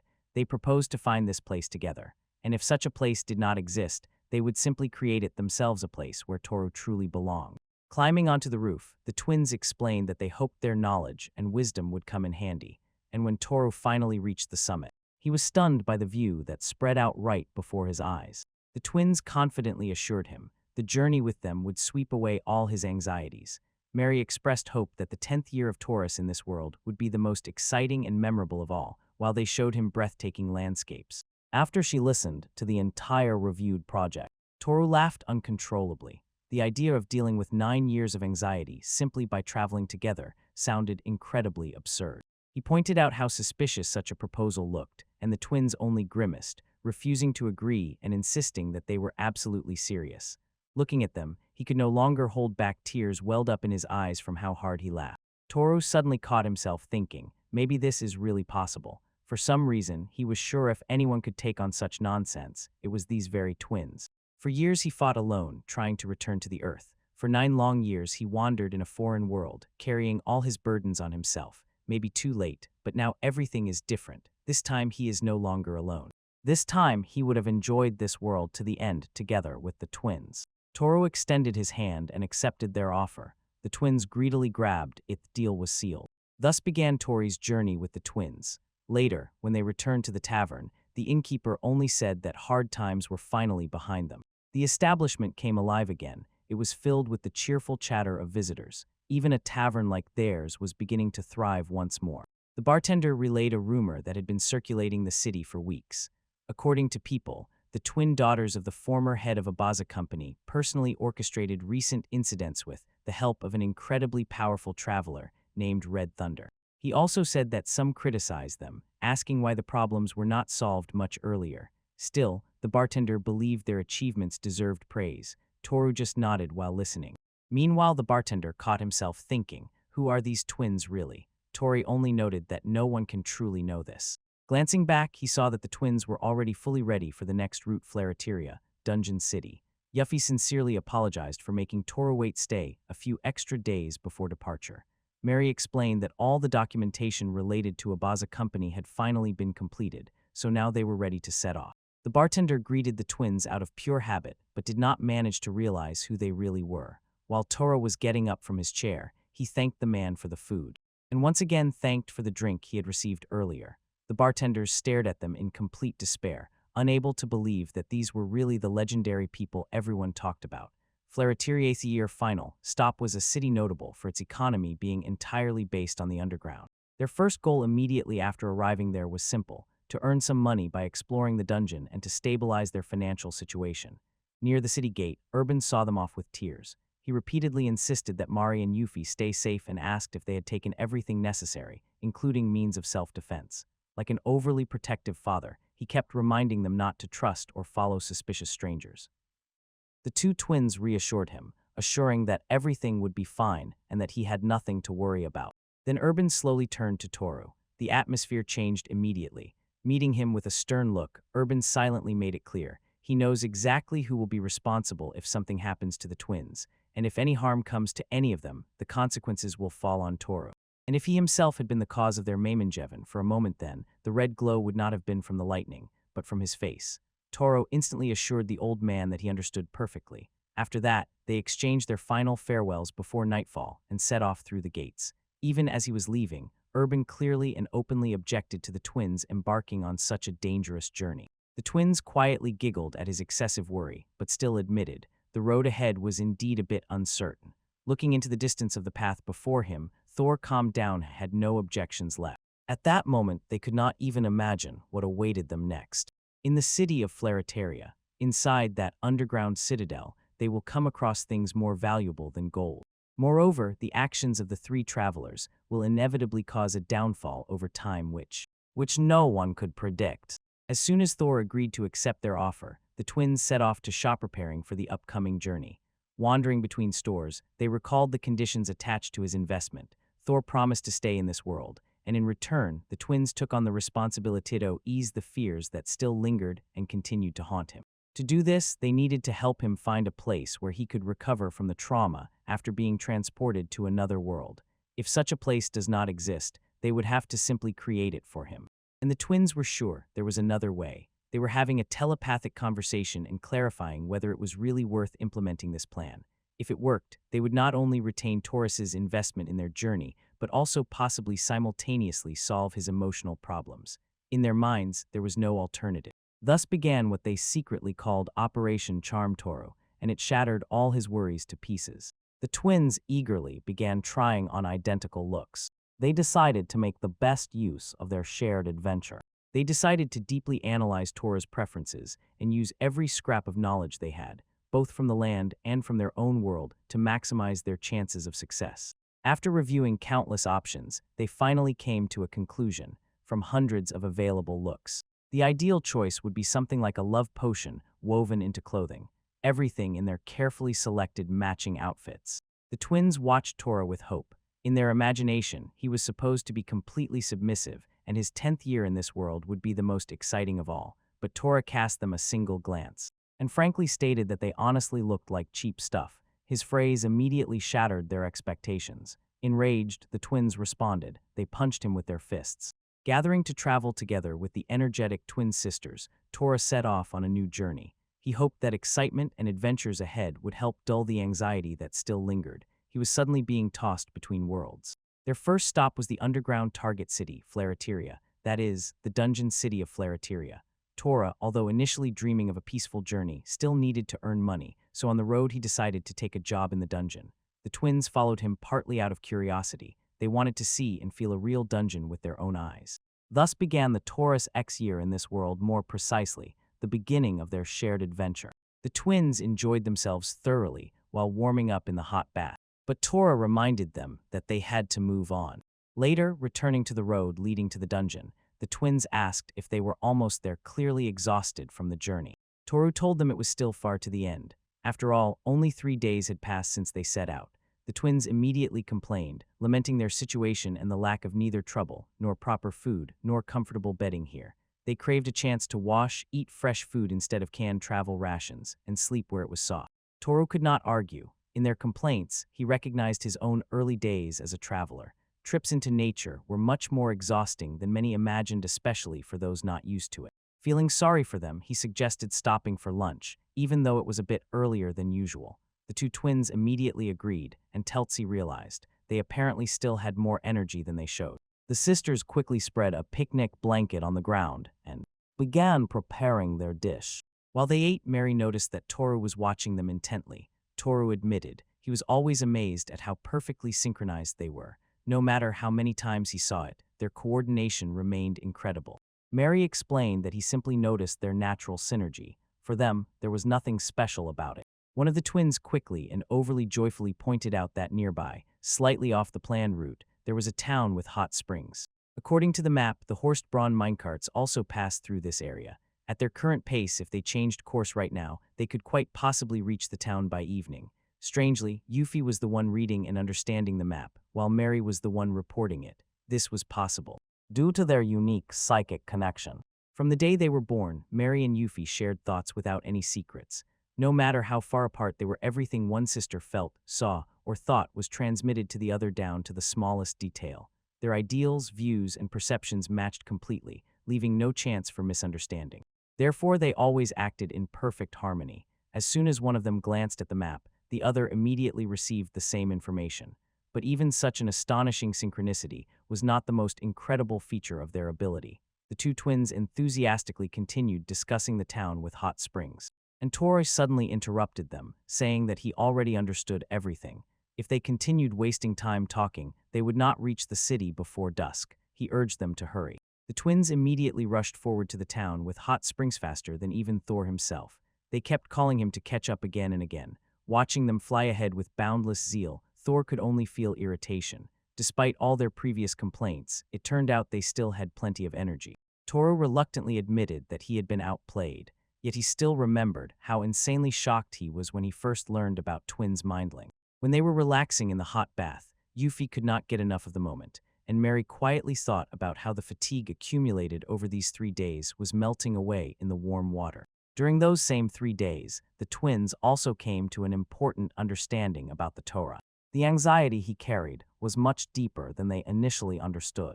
A few days ago, the twins asked Toru to start calling them by their name separately. When they were called together, it seemed to them that he treated them like strangers, not like comrades. They traveled together and wanted him to finally recognize them truly. Toru admitted he still cannot tell them apart. However, after certain entreaties, he agreed to make an effort. Then the twins introduced themselves again, explaining that Yuffie was standing on the left and Mary on the right. Now looking back, I understand that. The twins understood. Toru probably thought he had already overcome his troubles, but in reality, the fear that he might suddenly be teleported away still sat deep in his subconscious. Endless anxieties continued to haunt him. Even if he found happiness with friends or perhaps with a beloved feared, one day he would disappear again without warning. The heavy avalanche of the thought pressed on him that he could be forcibly torn away from those dear bonds. The twins noticed, despite all the time they had spent together, Toru still could not tell them apart. More precisely, it seemed he was not trying at all. For them, such behavior revealed the true root of the problem. One of the first steps to a solution would be to stop relying entirely on Toru, since one source of his trauma is the fear of abandoning others. Thanks to his incredible abilities, Thor naturally became a true support for those around him. It was easy to imagine the burden he carried as soon as he thought about the chance of suddenly disappearing and leaving everyone who relied on him behind. This largely explained why such a powerful man as he still traveled alone despite his loneliness. And if he was constantly afraid to leave someone behind, then close alliances would only strengthen this fear. Their current situation embodied exactly this problem. If Toru disappeared today, the twins would not manage on their own, even having the resources they currently have. So they had to prove something to him, show that they were capable of standing on their own, even if he suddenly disappeared, become sufficiently independent, so that he no longer feels responsible for having to carry them. Only then could they stand beside him as equals not dependents. Only then could they truly take his hands and help him confront the fears he carried within himself. The problem was obvious. How could they ever become equal to someone as incredible as Toru? While the twins were pondering this challenge, Toru noticed they were looking at him, savoring their drink, and asked how they were doing. The twins quickly brushed off this topic and instead asked about the drink in his hand. It was a magical liquid known as sparkling potion, bubbling with fizz, a local signature dish of hot springs. Toru handed each one a bottle and explained that it was famous for much better restorative effects than ordinary potions. It incredibly relieved fatigue. The two twins were impressed. They had no idea that such quality potion could be found around here. Toru further explained, transporting it was extremely difficult. Either the carbon dioxide would disappear during the journey, or the bottles would completely burst. The foam was incredibly strong, and as he had heard, even the slightest shaking could spoil the quality. Due to its finickiness, sparkling potion could only be tasted in this hot springs town, a local attraction found nowhere else. While the twins quietly conversed about the potion among themselves, the true potential of their mind link suddenly became clear. By fully sharing their thoughts outwardly, they had much more than just communication. Their ability effectively doubled their capabilities for gathering information, acquiring practical skills, and preserving memories. Their thoughts intertwined so tightly that it became impossible to distinguish which experiences originally belonged to whom. Every sensation, observation, and memory was transmitted to each other with amazing accuracy. The extraordinary reserve of knowledge born from this connection even contained information originating from Earth. Thanks to the rapid and flawless exchange of thoughts in their shared consciousness, they could find creative solutions that neither could have devised alone. Having previously uncovered methods of gold smuggling, their joint mental work allowed them to gather flexible and unconventional ideas. This impressive synergy was the true power born from the twins' mental link. It was an ability without any analogy. Noticing the twins once again diving into another silent conversation, Toru called them and wondered if they had arranged yet another secret meeting right inside their own heads. Without warning, the twins made a demand. They needed Toru to teach them how to fight in the dungeon. They wanted not just to watch, but also to join the group's earnings. The sudden proposal threw Toru off balance. Initially, the plan was different. They were supposed to accompany him only as spectators. Yet the twins insisted that the circumstances had changed and sincerely asked him to train them. After thinking it over, Toru admitted there was indeed some logic in this request. The stronger the twins became, the less he would have to worry about them, and that alone would ease part of the burden he carried. Still, he couldn't resist asking what caused this sudden change. It seemed they had come up with some new plan. Only the twins said it was a secret. That was that. The twins decided they would prove themselves as soon as they reached the underground city of Flareteria. There they would show their abilities and confirm to Mori that in battle they could be beside him, not just stay behind, under protection. One day they would fight on his side as equals. After that, the twins drank their sparkling potions. The sharp carbonation immediately made them react to the fizzing, a funny, spectacular moment that finally made Toru laugh out loud. The vial with the potion shattered glasswise along and across. While the rest lost all their carbonation, Toru used the ruined drinks to prove his point, the very one he had warned the twins about from the start. Unlike Earth, the roads in this world were not paved, so delicate carbonated drinks could not be transported safely. The harsh and exhausting lifestyle of travelers only made things worse. No matter how carefully they handled them, fizz eventually disappeared, and with it vanished their entire business plan. While the twins wondered if there was any way out, Toru told them to stop worrying and look ahead. Finally, Flareteria appeared before them. Flareteria was the only city in the world whose economy relied on the dungeon. Protected by a massive magical barrier, the city repelled monsters drawn to the colossal magical energy that was continuously emitted from the bottom at the center. The dungeon endlessly spawned monsters, providing an infinite source of valuable materials that fueled the local economy. Travelers constantly kept the surrounding roads safe, hunting monsters and mechanical creatures beyond the barrier. Over time, numerous businesses and services appeared to serve the population living for adventures. What was once a small village grew into a huge city in about 30 years with the appearance of a dungeon. At least, that's how people liked to tell it. But as soon as you arrived, it became clear. The city's economy was much worse than everyone expected. The twins agreed. The dungeons were extremely dangerous and even believed that they were involved in the fall of the old world.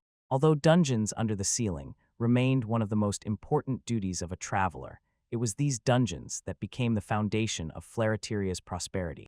The emergence of dungeons 3 decades ago reportedly caused colossal destruction, and even despite numerous safeguards, outbreaks occurred from time to time, leaving victims behind. It was a strange sight that so many people earned a living relying on something so dangerous. When they were passing through the Flarateria barrier, the ambassador met them in the city and led them further. Toru, enchanted by the view before his eyes, asked the twins if they wanted to enter the dungeon immediately. After so many hours of rest in the hot baths, they could earn money by hunting monsters, and most importantly, it would be practical self-defense training for the twins. He assured them they would not go deep just as soon as they reached the dungeon entrance. A stocky man with a stern expression on his face emerged through the crowd. Yuffie noticed how he was surrounded by a continuous sharp presence, and Mary confirmed this man was definitely not an ordinary traveler when they entered the dungeon. Toru explained that it was created so that adventures of any skill level could be arranged there. The first to fourth floors were generally considered suitable for novices. Intermediate travelers took on the fifth and sixth, while only seasoned veterans like those they saw near the entrance ventured onto the seventh and beyond. Let's drop that conversation. Toru stated that the time had finally come to see what the twins were capable of.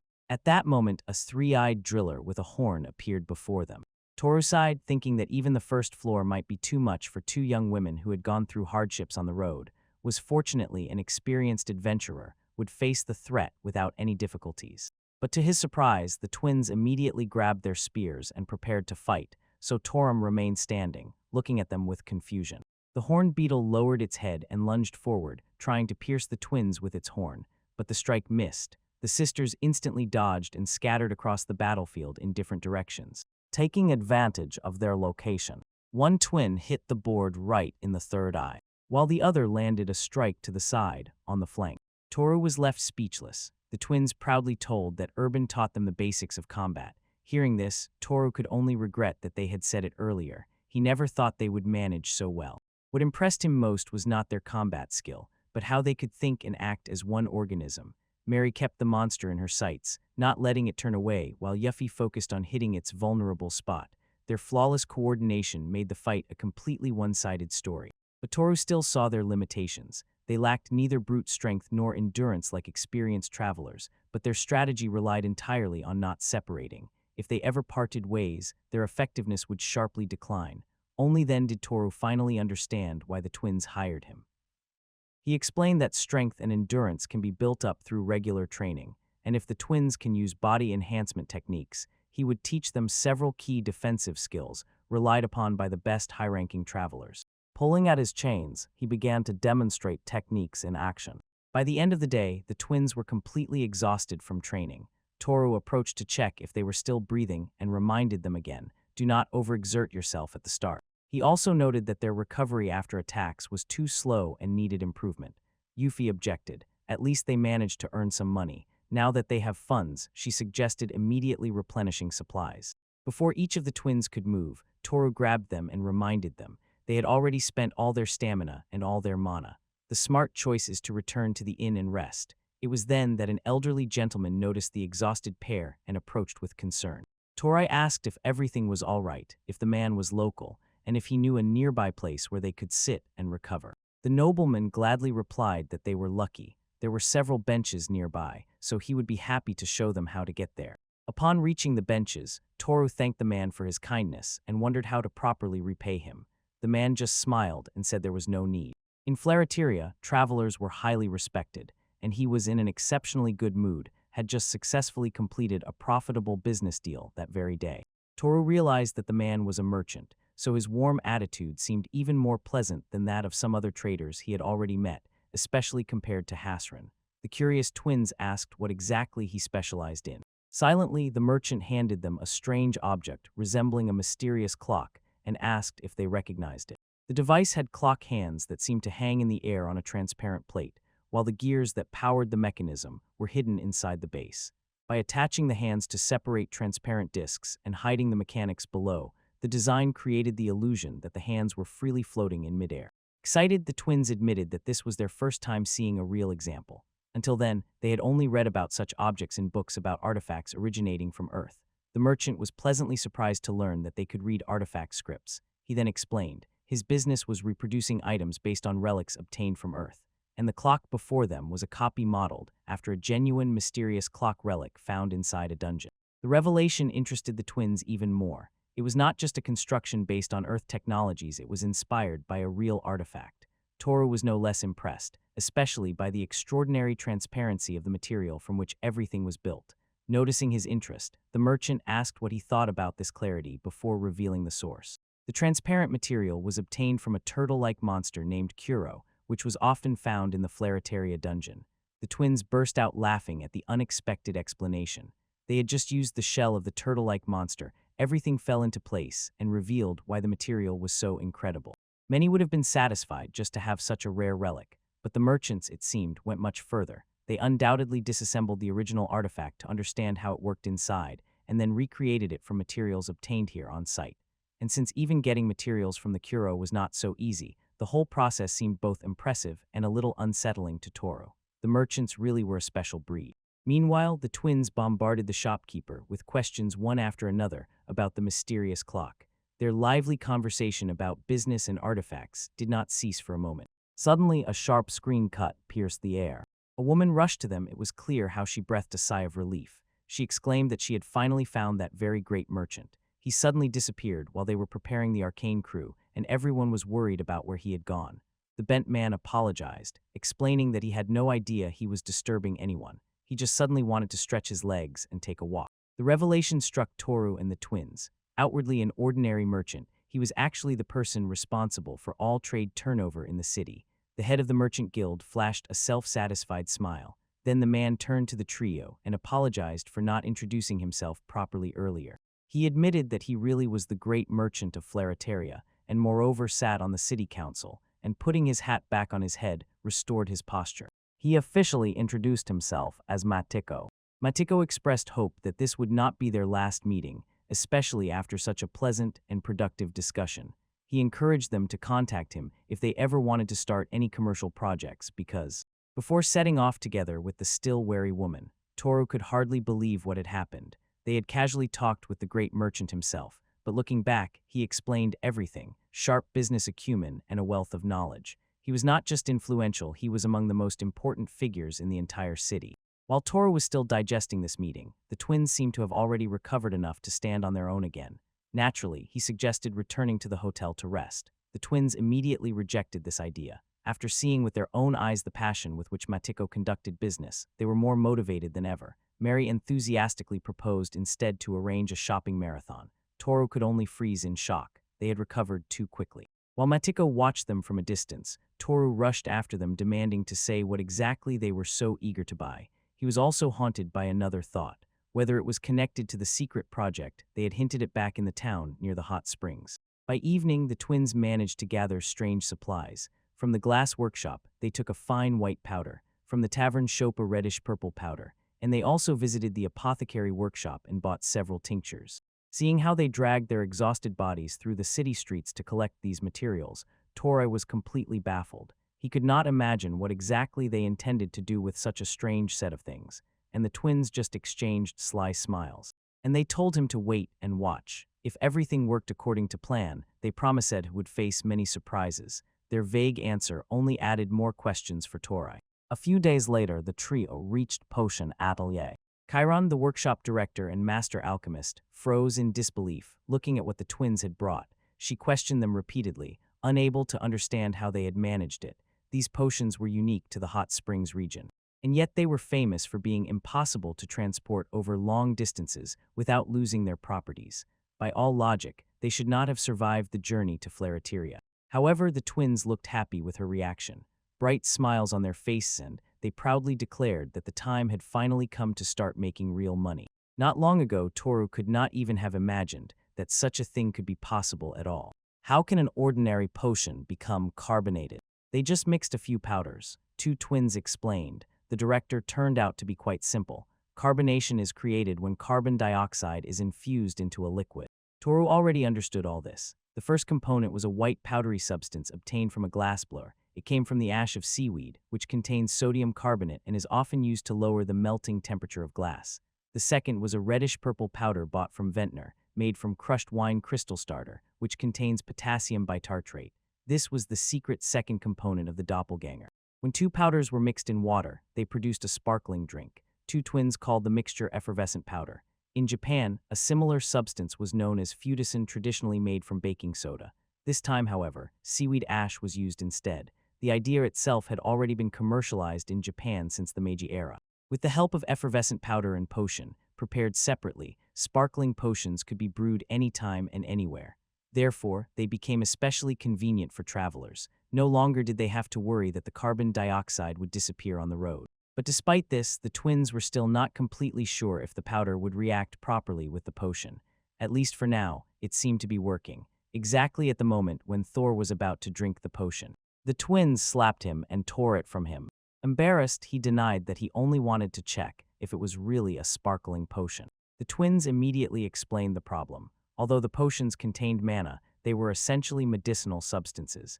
Adding new ingredients always risked unexpected and potentially dangerous side effects. Before anyone flaunted it, they had to check safety and effectiveness through proper trials. Understanding the logic of their caution, Toru agreed. Experiments must come first. Then the twins explained that they would start testing on animals. Toru jokingly asked if they were going to catch stray rodents on the streets and make them lab rats, or maybe recruit volunteers by posting notices all over the city. The twins immediately rejected both proposals. There were already plenty of willing test subjects in the dungeon. The response only made Thor confront his own doubts even more sharply. Despite his warning, the twins gave the potion to the wounded monster. Toru froze in shock, unable to believe her own eyes. The surrounding witnesses were no less stunned by what they saw, but the results could not be denied. The potion successfully healed the monster's wounds. Turning back to the present in Potion Atelier, Chiron had no doubts about the product. Their analysis confirmed it was a genuine sparkling potion, with no deviations from the original formula. As a master alchemist among alchemists, she officially certified its authenticity under her full authority. The twins thanked her for the confirmation. Chiron was frozen in amazement. They had managed to solve the main problem with sparkling potions that they are usually impossible to transport. Applying knowledge from another world, they found a way to make them to order. Their ingenuity and bold innovations were impressive. In her eyes, this breakthrough would completely change how alchemists perceive potions in the future.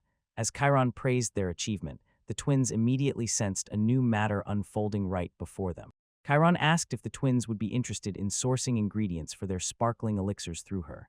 They appreciated the offer but explained they had already obtained the necessary materials through a reliably established supply chain. Just as Chiron was about to propose another idea, the twins interrupted her with their own sentence.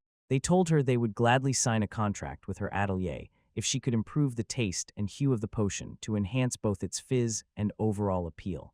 The unexpected demand threw Chiron off balance. The twins admitted this would not be an easy trial, but they had heard that no workshop in the city could match this atelier when it came to potion craftsmanship. If anyone could accomplish such a task, it was them. Then the twins, greatly exaggerating their disappointment, shrugged and said that perhaps the request was indeed too difficult. They even apologized for troubling her.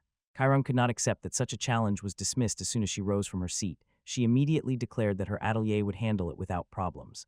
Watching how everything unfolded, Torin just sighed and exhaled, while Chiron walked straight into the trap the twins had carefully laid.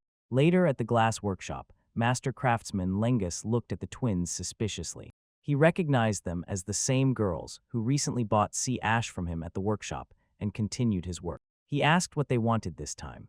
The two twins explained that they hoped he would introduce them to his supplier of seaweed ash. They also wanted to order a batch of custom potion glasses. Before they could develop the conversation, Lengus abruptly cut them off. He dryly stated that the workshop was not a place for young ladies to stroll. Buying sea ash was one thing, but fulfilling real orders was quite another. He and the masters were proud of their craft and had no intention of indulging what they considered merely a pastime of a wealthy girl. His condescending disdain immediately infuriated the twins. Smiling boldly, they remarked that he could simply admit the request was beyond his power. After all, failing such a basic demand from two young ladies would surely damage his reputation. The mocking words hit exactly where they intended. Lengus growled in response that he should not be underestimated. He swore to show them what his workshop was capable of and returned to work with renewed determination. The two twins exchanged victorious smiles, and again their provocation worked perfectly. Next, they stopped by the vintner shop. In the corner of the wine cellar, vendor Ivan immediately recognized the twins. They were the same clients who had bought wine crystals from him days ago. Interesting. He admitted that during their previous visit he wanted to ask them something. Some people used wine crystals as feed additives for livestock, so he wondered if the twins kept animals. Maria dryly replied that they had come to buy more wine crystals. Ivan laughed at such a strange request. For him, wine crystals were just leftovers scraped from barrels during cleaning. They were almost worthless. His laughter stopped instantly when the twins placed a thick stack of coins before him. They asked if he would agree to sell them every wine crystal he currently had in stock. Ivan froze, staring at the money, unable to believe his eyes. It was hard for him to understand that someone was willing to pay such a sum for what he considered trash. The twins assured him they were absolutely serious. If their venture succeeded, they hoped to establish a long-term partnership and sign an official supply contract. They even laid out a draft agreement with the price they were willing to pay per unit weight. Toru could hardly blame Ivan, he was simply blown away. From Toru's perspective, a pile of worthless trash suddenly became a source of wealth. After suppliers were found for both key ingredients, everything seemed to fall into place. Only one thing troubled Toru: how deeply the twins had gotten involved in the project. They invested not only money from the dungeon, but also funds saved even for future travels. The twins clearly bet everything they had on the success of this new venture. As soon as the merchants caught the golden opportunity, they gave it all they had. Besides the strange dairy near the dungeon entrance, the twins and Toru set up a small shop to start selling sparkling potions. Their funds were limited, so they could only release a modest first batch. The plan was simple: use the profits from these early sales to finance full-scale production and build enough trust to later place their product in already well-known stores. Toru was certain the potion would be snapped up instantly. In the nearest town by the hot spring, almost everyone knew how extraordinarily effective the iridescent potions were. If it were easy to make, people would have been doing it long ago. He expected their entire stock to disappear within an hour. But over time, not a single bottle was sold. Completely stunned, Toru had no idea what was happening. Chiron herself called the invention revolutionary, so why was no one buying it? But the twins seemed to be expecting exactly this. The first problem was trust. Everyone knew genuine sparkling potions are not transported, so customers doubted the authenticity of the product. Moreover, their prices were higher than ordinary ones because production was more expensive. It turned out to be an expensive, impulsive purchase. For travelers, consumables often decided whether you survived or died. Few dared to risk their lives over something that seemed suspicious. Toru, having weighed everything, realized until now he had relied on familiar gear and his own proven supplies. Yet he still could not understand how the twins remained so calm. This venture was almost everything they had. The twins simply replied that they were just getting started. Toru looked around and showed that the sun had already begun to set. Merchants were packing up their stalls, and the market was gradually fading for the day. The twins remained steadfast. They noted that in the morning, the main part of the crowd consisted of adventurers preparing to enter the dungeon. Yet the number of adventurers returning from expeditions was steadily increasing.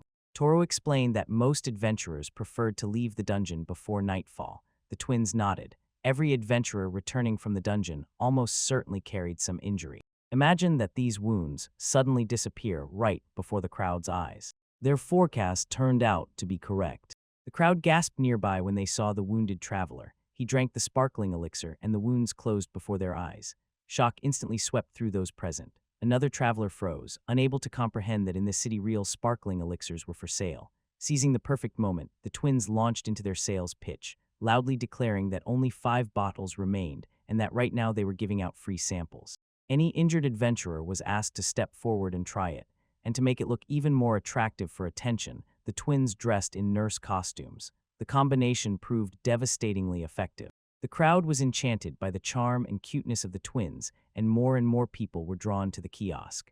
Curious travelers gathered around, burning with the desire to see the miraculous potions for themselves. It did not last long, and every free sample was taken. Fortunately, the twins still had plenty of what could be bought. Their promotion worked much better than anyone could have expected. Demand exploded almost overnight, turning the sparkling elixir into an instant sensation. Production quickly ramped up to keep up with orders. While rumors spread the product's reputation throughout the city, the days dragged on like in a fog. Only a few days passed, and already no one could keep track, and 10 days had flown by. Hundreds of adventurers bought the sparkling potions almost daily. Their effectiveness was on a completely different level than ordinary healing items. They sharply increased survival chances and allowed adventurers to delve deeper into dungeons than ever before. As a result, dungeon exploration entered an unprecedented boom. 4 years of progress stood on the 8th floor. But when iridescent potions spread widely around the world, adventurers finally broke through and reached the 9th floor. It was a historic victory that ended years of stagnation and reignited hope. Someday the dungeon would indeed be fully conquered. But not everyone welcomed these changes with joy. Among those angered by the success of sparkling potions was Matiko. Toru was surprised at how much cash they had managed to collect. Even as a successful traveler who earned considerable money, he had never seen such a huge sum gathered in one place. The twins thanked him for the help, but Toru shrugged off the praise and waved it away. He said he just stayed nearby because the project interested him. In his opinion, the success belonged entirely and completely to Yuffie and Mary, whose recent efforts were simply impressive, yet even so, he could not understand what exactly drove them. In response, the twins uncorked a bottle of champagne and invited him to celebrate their success. Toru immediately scolded them, insisting that alcohol was harmful to people their age. The twins replied, reminding him, "In this world, adulthood begins at 15. Then they explained that most people had never tasted drinks with very strong carbonation, and that they, in their opinion, had found a way to change that. Since even beer worldwide was mostly without foam, it was quite natural for people not to be accustomed to such intense carbonation. Toru still did not understand what drinking wine had to do with it, so the twins nudged him to watch what they were about to do. They mixed the sparkling potion with a bottle of wine. In developing sparkling wine, they proceeded from the idea that as soon as taverns began serving it, visitors would gradually get used to carbonation, and this, in turn, would heat up demand for sparkling potions. For those who do not drink, they prepared a substitute, carbonated water. At that very moment, the twins raised their glasses and toasted to an even louder business success. They celebrated together, savoring what was effectively the world's first sparkling wine. But as soon as their glasses clinked loudly, Toru immediately felt the bitter aftertaste of the drink. Mary agreed, and looking closely, noticed that the ash that was in the glowing brew was impossible to miss. The unpleasant aftertaste was already felt in the brew itself, but in the wine it stood out even more. Toru could not imagine anyone drinking this voluntarily, even if they got used to the carbonation. Then the twins suggested another solution, gasogen. They explained the upper chamber of the device held a foamy powder that could be released directly into any drink that needed carbonation. A derivative from Victorian Britain, the glass apparatus made it easy to make carbonated drinks, and most importantly, completely removed the aftertaste of seaweed. Delighted by the prospect, the twins declared that they needed to immediately place an order at the glass workshop. Toru quickly stopped them, pointing with his finger. It was already late at night. His interruption led to a more serious question. He asked why they suddenly became so motivated. At the beginning of their journey, it seemed they were only interested in entertainment. But as if out of nowhere, they began asking for lessons and challenging monsters in dungeons. And now they were rushing after luck, chasing fizzy drinks. Toru needed to know what exactly had changed. When the twins finally revealed the reason, they wanted Toru to see them as independent. They apologized and admitted that they owed him a lot. When they first came for his investment, they promised to help him find a place where he would finally feel truly calm. But looking back, they admitted, they completely failed to fulfill the promise. The twins noticed, whether he realized it or not, Toru had a habit of building walls within himself. They understood that part of this came from fear he would suddenly teleport away again. He was afraid not only of being torn from his life, but also of who he might leave behind. Because of this anxiety, he kept others at a distance and avoided attachments that went too deep. As proof, they noted that he hardly tried to distinguish them. Toru immediately rushed to justify himself, assuring that it was not true, and accidentally called one of them by the other's name. No one missed the irony. The twins explained. That is exactly why they became so determined. Their first goal was to prove that they could take care of themselves, even if Toru suddenly found himself somewhere else and was forced to leave them behind. That is why they dedicated themselves to improving their combat skills and accumulating wealth. They wanted to become strong enough to stand alongside Toru as equals, and so unforgettable that he would finally stop mixing up their names. When they reached that place, they hoped he would allow them to share some of his burdens. Instead of keeping everyone at the distance of an extended barrier, they wanted him to trust them enough to rely on them when he needed support. Just as Toru was about to respond, there was a knock at the door. The break came in the form of a snack delivery. Knowing that their festive celebration would last until night, the twins placed the order, early deciding that a nightcap is much more enjoyable when there is something to eat nearby. Thanking the delivery person and accepting the food, they returned to their meeting. Toru glanced at the twins with a barely noticeable smile, then took another sip of sparkling wine. Eventually, they obtained gasogen. After testing the new method, a representative of the local winery tasted their sparkling wine and unexpectedly for himself, he was completely revived by it. After some time, they concluded a business deal with him. Soon similar deals appeared with other wineries and taverns. While sparkling wine was gaining popularity, sales of sparkling potions continued to confidently grow. Rumors about their products spread throughout the region, and they expected that visitors would soon start arriving from outside Flareteria. And when that happened, they anticipated a sharp increase in income. The twins even began dreaming about expanding their business across the country, and this dream no longer seemed so unattainable. Despite the growth of their commercial success, they never neglected training in the dungeon. Toru found it important to note that they maintained discipline even when so many responsibilities fell upon them. When they returned there, and later that same day, they found Chiron, Lengus, and Ivan gathered near the entrance. The unusual appearance immediately caught the twins' attention. They couldn't help but ask why everyone had gathered here. But inside the inn's courtyard, the mood quickly became serious. The three men informed the twins that their business deal was being terminated. The announcement shocked the twins, so they naturally demanded explanations. Lengus was the first to speak. He admitted at first he dismissed their venture, considering it nothing more than a hobby of a young lady. But after working with them, he began to respect their dedication and clearly saw how seriously they took their business. Ivan added words of gratitude. The two twins bought wine crystals that he would have otherwise thrown away, so now they gave value where there was none before. Finally, Chiron revealed the real reason for their decision. The Merchants Guild issued a notice. All business relations with anyone involved in the production or sale of sparkling potions must be immediately terminated. Bliznikiv was blown away by the shock of this revelation.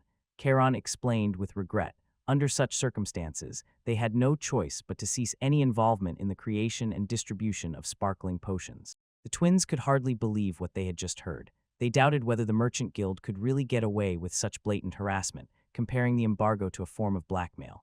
Chiron explained, formally, the guild had not broken any laws. Merchants could choose partners for their dealing, and this freedom included the right to sever relations at any moment they wished. Although the tactics were undoubtedly unethical, almost no one managed to legally challenge them. The intent behind this decision was painfully obvious. No one doubted that the embargo was adopted precisely to stop the production and distribution of sparkling potions. Chiron agreed with this conclusion. In her opinion, the problem arose due to overly rapid dungeon clearings, which became possible thanks to potions. The Merchants Guild relied on trade revolving around the dungeons. If the dungeons were ever closed, Flareteria's economy would collapse overnight. Without goods from the dungeons, the guild would quickly vanish along with them. Then she shared alarming rumors she supposedly heard. It turned out that similar cases had already happened in the past whenever the dungeon was threatened with sealing. According to legends, the current dungeon master was the one who controlled events behind the scenes during those previous crises. Chiron aloud wondered if he was organizing everything this time as well. At this thought, Toru and the twins froze, stunned. The idea that Matiko could be involved in this was hard to comprehend and accept. But still, Toru could not dismiss the fact that dungeons are inherently dangerous. Slaughters and casualties happened frighteningly often, and sealing dungeons remained one of the duties entrusted to adventurers. But from his perspective, this story had long since gone beyond the dispute about how to manage dungeons. It was nothing other than deliberate sabotage. Ivan bitterly noted that the guild's actions only showed how deeply they felt threatened. The use of such insidious tactics was proof that the sparkling potions had become a real threat to their interests. With apparent regret, the suppliers officially ended their partnership with the twins and Toru, acknowledging they would not blame them for offense over this decision, but had no choice. When they left, a heavy silence settled in the room. The sudden collapse of everything they had worked on left Yuffie and Mari speechless. Seeing their distress, Toru tried to calm them down. He pointed out that Matiko had always seemed like a perfectly reasonable person. He suggested that the situation might have even more than they had understood so far. He urged the twins not to give up so quickly. Could this really be the end? They could find new business partners, or even move their business to another city. But the twins quickly figured out these options. The new partners, too, would probably face the same pressure from the Merchants Guild. Moving would not solve the problem. They would still need suppliers and adventurers willing to use the radiant potions. Flaritaria already had the perfect combination of resources, infrastructure, and demand. Finding another city with equally favorable conditions seemed almost impossible. While Tora was listening, he folded his hands and plunged into contemplation. He realized that his own fears had shaped a significant part of his life. At first, he was afraid of losing the people who supported him. Later, when he became stronger, he was gripped by the fear of becoming attached to something because it could be torn away at any moment, as soon as he was suddenly transferred to another place. To protect himself, he avoided relying on others and resisted when others tried to rely on him. Without noticing it himself, he became a lonely B-rank adventurer. Many respected him, but almost no one was close. The twins were different, but they did not strive to become independent to avoid relying on others, nor did they try to make others rely on them. Their goal was always one clear and unchanging. They wanted to stand beside Toru as his equals. Everything they achieved, their training, their business projects, and relentless efforts were fueled only by this desire. Now, when they had given everything, someone was trying to mercilessly crush these efforts. The more Toru replayed this in his thoughts, the more rage overwhelmed him. When he saw their dreams being so thoughtlessly trampled, something fiercely ignited within him. There was simply no chance that he could forgive this. Finally, he rose from his seat, approached the window, and stopped beside it. Looking at the city, he calmly explained, "There is still a way out. If the Merchants Guild's excuse is that sparkling potions threaten the dungeon's economy, then this excuse simply needs to be removed. There was a method for sparkling potions to gain recognition at the national level while simultaneously nullifying the guild's objections." The twins quickly wiped their tears and looked up at Himthi, were eager to understand what he meant. A confident smile appeared on Taurus's face. While he gazed into the distant horizon, his answer was simple. He took out their radiant potion. They were supposed to finish off Flaritaria dungeon once and for all. If the guild wants to stand in their way, Toru will show them exactly who they are dealing with. While they discussed the situation, Toru explained, clearing the dungeon would solve several problems at once. If the dungeon is conquered, the Merchants Guild will lose any reason to interfere in the sale of sparkling potions. And more importantly, if these potions became known as the key to conquering the dungeon that had not known defeat for 30 years, their fame would spread far beyond the city. Orders for woodsore and offers of cooperation would pour in immediately, without pause. Because of this, they only had to conquer the dungeon using blinding potions. Toru gave the twins one last chance to retreat, reminding them that they were not obliged to join him. But the twins refused. They felt responsible for what had happened and could not shift everything onto Toru while standing aside and just watching. At the same time, they wondered why he was willing to go through so many difficulties for them. Toru brushed off their doubts. He explained that clearing dangerous dungeons is part of his duty as an adventurer, and the fact that it will also teach Metal of Merchants Guild a lesson is just a pleasant bonus. More than anything, he was personally warmed by the struggle itself. He assured the twins not to worry. Although he admitted that such a slaughterhouse on this scale was dangerous even for him, having no intention to send them to the front line, he still warned, let them be ready for the risks ahead. The two twins accepted his words without hesitation. When they approached the entrance to the dungeon, Toru could not help but be impressed. The twins had become significantly stronger in such a short time. While making their way through the area, the twins noticed a woman nearby who was shopping in a store. And we are about to point at her when suddenly, a loud commotion arises. A flash erupted near the dungeon counter of the Brotherhood of Adventures. A crowd of adventurers protested against the sudden ban on sparkling potions. Many were confused and wildly outraged. They argued that without them, countless people trying to reach the 9th floor would perish. The sellers behind the counter desperately tried to calm the crowd. They insisted they were not responsible for the sudden supplier shutdown and that the investigation was still ongoing. Tor and the twins approached the scene. And he quickly realized, the suspension of sales of sparkling potions stirred chaos throughout the city. From Taurus's perspective, all the angry travelers directed their wrath mainly at the Travelers Guild. It was the one responsible for distribution. The twins noticed the shortage would complicate even hiring carriers, creating yet another major barrier. But Toru, surprisingly, saw it differently. Instead of a failure, he believed it could work to their advantage. Stepping forward, he raised his voice above the rumble and boldly declared that the sparkling potions would return regardless of what the Merchants Guild decided. Then he announced, to achieve this, they must conquer the entire dungeon themselves. To make the dungeon conquest possible, Thor and the twins began recruiting carriers. Thor announced a reward on gold coin per day and explained that the job did not involve direct combat. Instead, they needed experienced specialists who could guarantee the safety of their cargo. His words immediately sparked interest among the gathered adventurers. Many suspected that they were the creators of the famous sparkling potions. Toru promised to tell all the details later and asked everyone who wants to join the expedition to raise their hand. However, the crowd fell silent. The twins silently considered how incredible this proposal was. Even the coachman assigned to guard duty usually earned no more than 2 silver coins a day, so Taurus rewards 10 times more than the standard rate. Despite the generous pay and the presence of many capable adventurers of rank C and above, there was not a single volunteer. The reason was obvious. The flatness of the dungeon had remained unconquered for decades, and no one even knew how many floors it had. Cleaning it was considered madness, so no one dared. The twins began to wonder if anyone would be brave enough to take on their mission, but a hand rose from the back rows. A woman stepped forward with a group of elves and explained.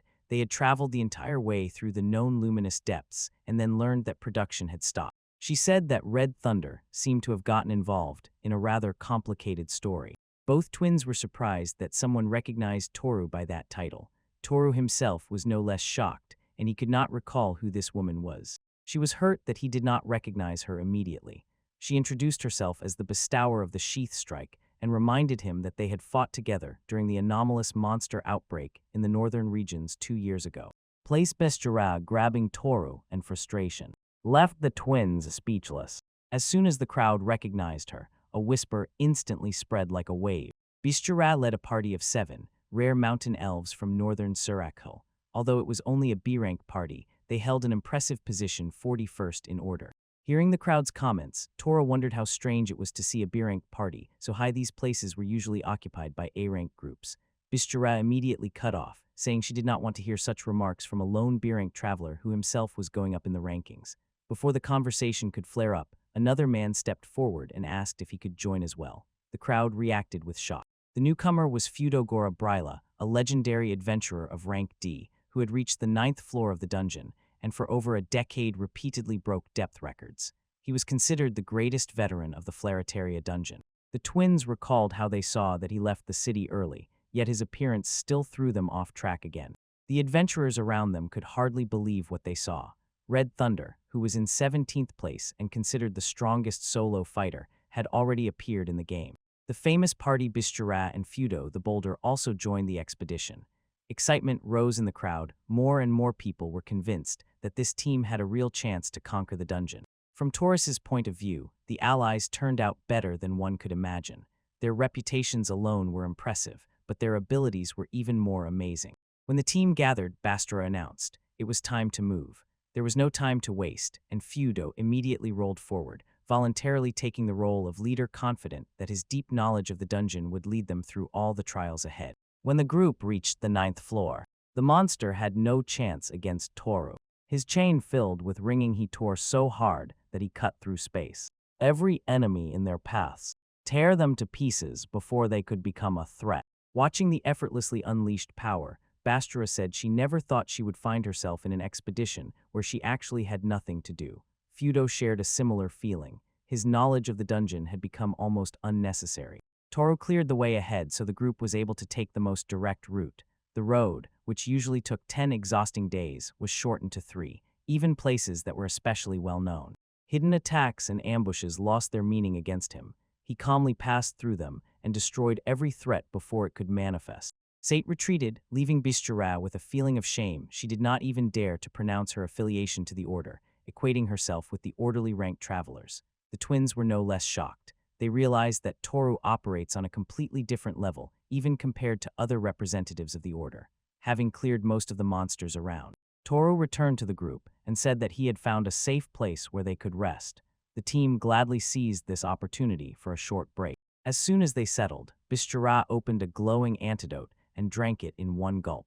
I am clearly enjoying this. Toru asked why she was using just one, but Bestjara waved off his concern. She insisted that sparkling potions were a great remedy to recover from fatigue, and that sometimes taking one was quite reasonable. In her understanding, the refreshing, sizzling taste and deliciousness made them impossible not to want.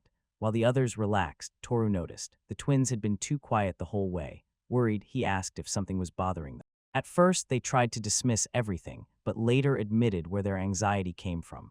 The two twins wondered, was it really right to fully conquer the dungeon? They understood dungeons are dangerous places that caused many tragedies, and they knew that even scarier threats might still be hiding in their depths. But this dungeon was not only a source of danger, it became the foundation of life in Flareteria. The town's economy depended on the dungeon. Treasure and material seekers came here on journeys, and craftsmen fueled their work with resources obtained from dungeon monsters. Entire fortunes and occupations depended on its existence. The twins realized, if the dungeon were sealed, the region would become safer, but so many people would be left without work and without purpose. Their concerns helped to understand why those involved in the production of sparkling potions decided to withdraw from the conflict. The burden of this problem was much greater than they initially realized. While Toru was listening, he suddenly stared thoughtfully at the shiny portion in his own hand. At that moment, Fudo revealed a piece of his past. He confessed that his mother died during the dungeon outbreak 20 years ago. The twins froze in surprise when he explained. 10 years had passed since the dungeon first appeared, and Flareteria had already grown into a thriving dungeon town. Many believed that enhanced security measures would keep everyone safe. But the dungeons were not something humanity could truly control. Despite all the risks, people continued to build their lives around the dungeon. Fudo, deciding not to allow another tragedy, became a traveler and devoted himself to conquering it. Climbing the ranks never mattered to him. His sole goal was to put an end to the threat once and for all. But unfortunately, each time his attempts met resistance from the Guild of Merchants. Desperately trying to preserve the dungeon as a source of their wealth, they repeatedly obstructed his progress. They pressured vendors to refuse him equipment and potions. And every time he managed to make his way, they found new ways to hinder his efforts. For years, Fudo fought not only the dungeon itself, but also those who wanted it to remain unconquered. Fudo noted, watching Toru and the twins was like seeing his own past again. The same obstacles that once blocked his path now kept them in a dead end. He explained that his attempts to capture the dungeon ultimately hit a dead end mostly due to obstacles around vital supplies. Only by obtaining sparkling potions through other means did he finally reach the 9th floor. But now the story seemed to be repeating itself again. Warning signs were everywhere, and the Guild of Merchants was ready to bring disaster once more. In Fudo's opinion, they would risk lives rather than give up their old wasteland, he was certain. This was categorically wrong. Toru nodded to him. He reminded the twins that they could not dismiss what they had seen with their own eyes. Adventurers crowded the guilds, reception desperately begging for sparkling potions.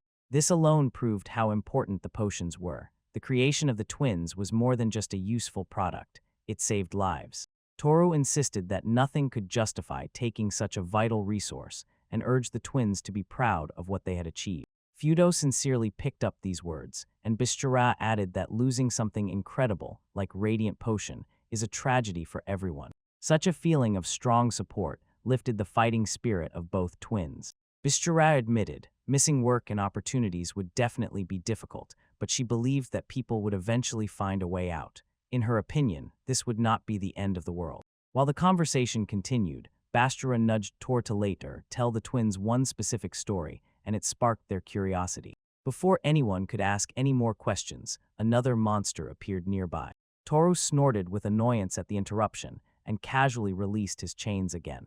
The creature was defeated almost instantly, and the squad continued the advance. Tor led forward. They cut through the dungeon with incredible speed, finally reaching the 12th floor.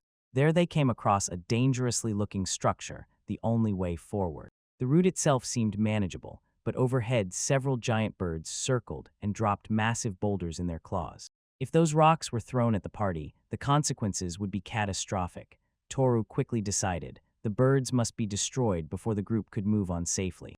Bistora looked quite satisfied that he would do this job himself, but Toru reminded her she had to cover his back, not relax. He pointed out that the thick mist in this area could greatly complicate the retreat and insisted that everyone do what they were here for. In a moment, Toru rushed into battle. His chains flew through the air with incredible speed and flawless accuracy. They cut down giant birds one after another. Another part of the squad could only freeze in amazement. The threat disappeared almost effortlessly.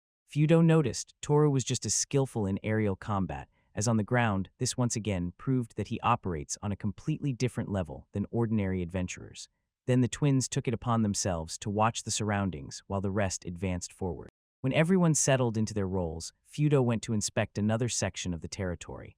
Bashara, seeing this, remarked that the whole company looked too vigilant. The twins reminded that they were still responsible for carrying and protecting their equipment, and the narrow passage was the only way forward, so vigilance could not be relaxed.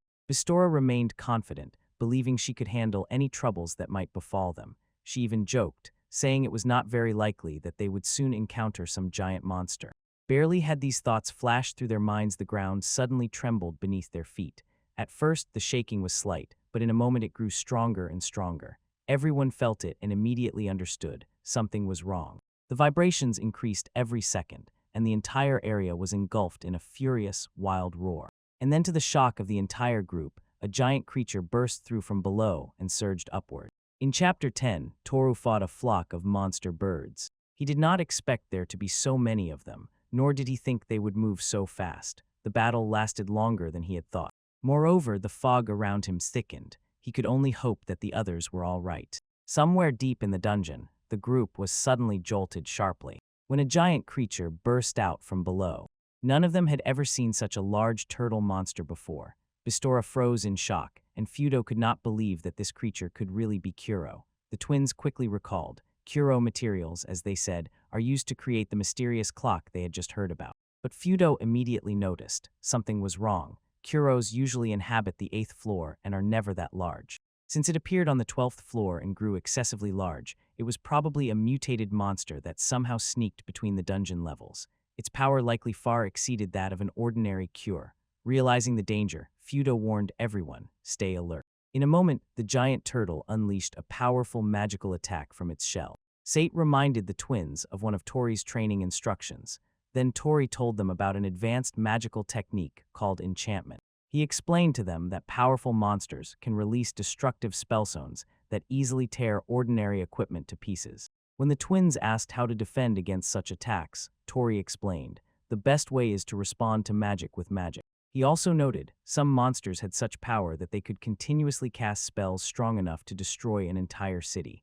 Against such a level of magic, even skilled people could barely block a single strike, and then the energy would run out. This is where enchantment began to matter. It infused magic into an object and retained it over time.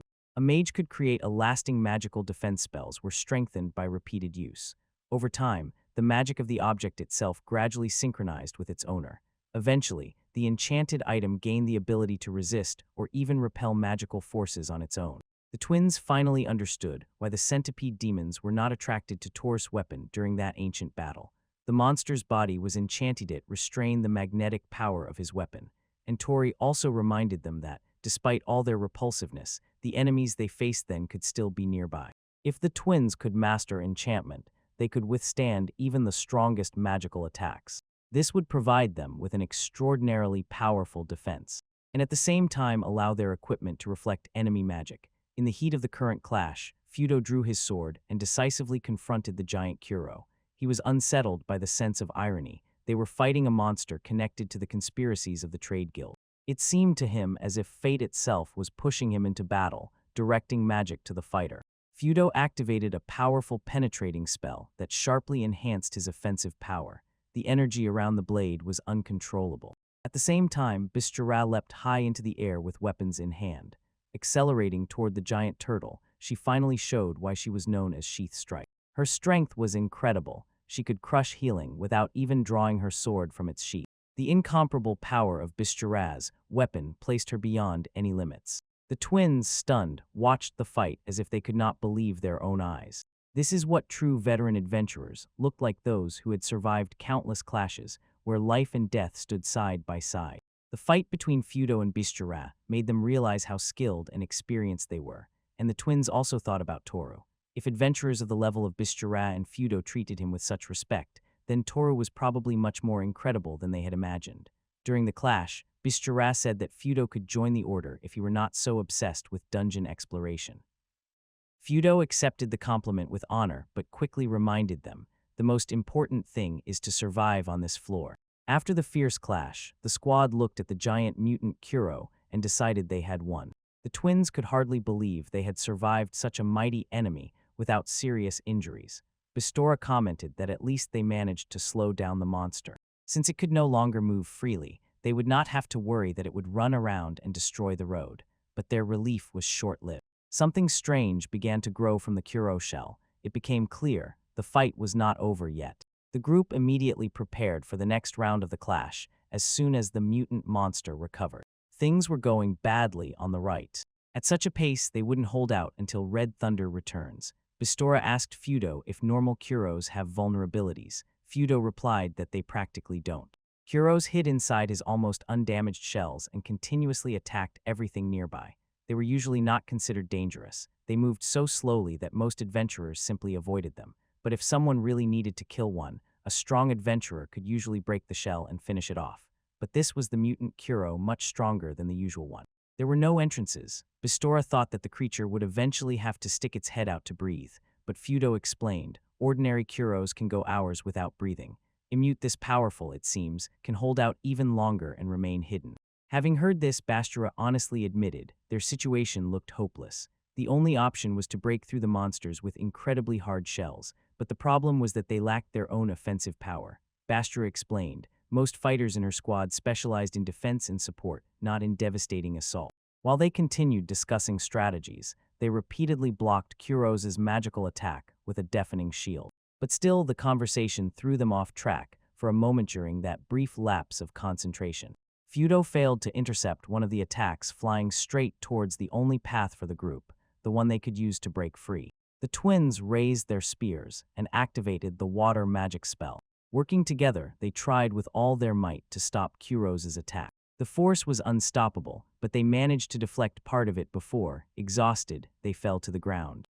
Others quickly ran up and asked if they were okay. Feudo apologized for relaxing the guard and thanked the twins for intervening in time. Bastora was stunned that the twins already knew Forge magic, all thanks to Tor's training. The twins admitted, every time they infused too much magic into the spell, control still slipped away just like before. Lowering their heads, they said they lacked the strength to resist such an enemy. Bastora understood their feelings. After all, they had trained for only 10 days. Even more, she was impressed that they could cast enchantments at all, since most adventurers spend years mastering the technique. Still, the twins could not shake off their disappointment. It seemed to them as if they were holding everyone back, no matter how much effort Toryu had to spend teaching them. If they ever wanted to stand on equal footing with him, they needed to become stronger. Wiping their tears, they realized complaints would change nothing. There was nowhere left to retreat. Instead of giving up, they needed to find a way to defeat the mutant Kuro. At that moment, the crystals growing on the monster's shell became even larger. Kure was preparing for a new, even more powerful strike. Bastora ordered the twins to keep the shining healing potions ready in case something went wrong. While the group watched the crystals continue to grow, the twins made a plan. Bastora's party reminded everyone that they specialize in defense and support. But pulling it out is not so simple. The party members drew their weapons and raised a huge stone wall. Their strategy was simple but risky. First, they will block the next attack of Kuros and force her to spend the energy stored in her crystals. The largest crystal was both the monster's strongest weapon and its toughest armor. If they could make it spend all that power, the defense would weaken. As soon as the main crystal fully grows, they will deliberately provoke Kuro to attack, and only after it expends its energy will they have a chance to hit it. When that moment came, Feudo and Bastora released the strongest spell, struck with magic, and rushed onto the stage. They hit with everything they had. Despite their incredible efforts, they only managed to squeeze out a small crack, but that tiny crack was exactly what they needed. One of Bastora's partners threw the twins upward, right towards the damaged shell. The twins drove their cursed spears straight into the very hole. The spell was still unstable and raging, and pouring so much power together was deadly dangerous. Despite everything, they rushed forward without hesitation. As soon as the spears struck the shell, cracks spread across it. A giant shockwave burst outward. They pushed everyone else into the air, but the twins held their ground while the Kuro's projectile finally began to disintegrate. The damaged Kuro suddenly exploded, showering the group with its remains. Bastora had suspected this might happen, but it was still disgusting. Feudo completely agreed. The group was amazed by what the twins had done. Instead of their weak spell control restraining Yuffie and Mary, they turned it into an advantage. Their risky plan worked flawlessly. Bastora praised the twins, saying they truly deserved to be members of the Red Thunder's party. Their idea was brilliant. But that victory came at a cost. The twins were completely drained of mana and barely moved. Everyone was at the limit of their strength. The only thing they wanted was a hot bath and rest, but first they had to restore their power by drinking sparkling potions. Just as they decided the battle was finally over, another cure appeared behind them. The group froze. At that very moment, Thor arrived. His chains shot forward and wrapped around the giant turtle monster. He apologized for being late and praised the team for managing to defeat the first Kuro on their own. Then with one blow, Tor defeated the second Kugro. Watching him fight, Tor felt words stuck in his throat. Compared to ordinary travelers, he stood incomparably like a monster by himself. After the battle, Tor ordered everyone to take a short break before moving on. He said he had already cleared the bird monsters near the path, but more could appear at any time. The appearance of such an abnormal monster as the giant Kuro was a warning. It meant that the mana density in this area was increasing. They were already approaching the deepest floor in the dungeon. On the deepest floor lay the dungeon core, the source of all mana flowing through the dungeon. As long as the core remained active, monsters would continue to appear. Sealing it meant stopping the spawn of new monsters and marking the dungeon as fully conquered. But the area around the core was the most dangerous place in the entire dungeon. The concentrated mana they always reached for attracted the strongest guardian of the dungeon. As soon as the squad moved forward, a giant spider suddenly appeared before them. The group was going deeper into the dungeon, approaching the dungeon boss, the strongest monster living here. Torai offered to fight the boss alone because he was still in good condition. Even after he drank sparkling potions, he thought the others had not fully recovered yet. Maria found it hard to believe that Tor fought the most, but still showed no signs of exhaustion. Bistora told him not to worry. She had no intention of rushing into battle just for the glory of defeating the boss. Fudo agreed and apologized for placing such a heavy responsibility on Tor.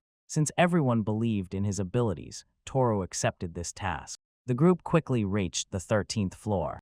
Yuffie noticed a colossal amount of monster remains scattered around and wondered if the boss had killed them all. Mari pointed to the corpse infected with a mutated injection. Toru explained that the dungeon core continuously releases mana, so powerful monsters are drawn to it, those who dream of becoming the next boss. The further it goes, the more magical power the boss absorbs and the stronger it grows.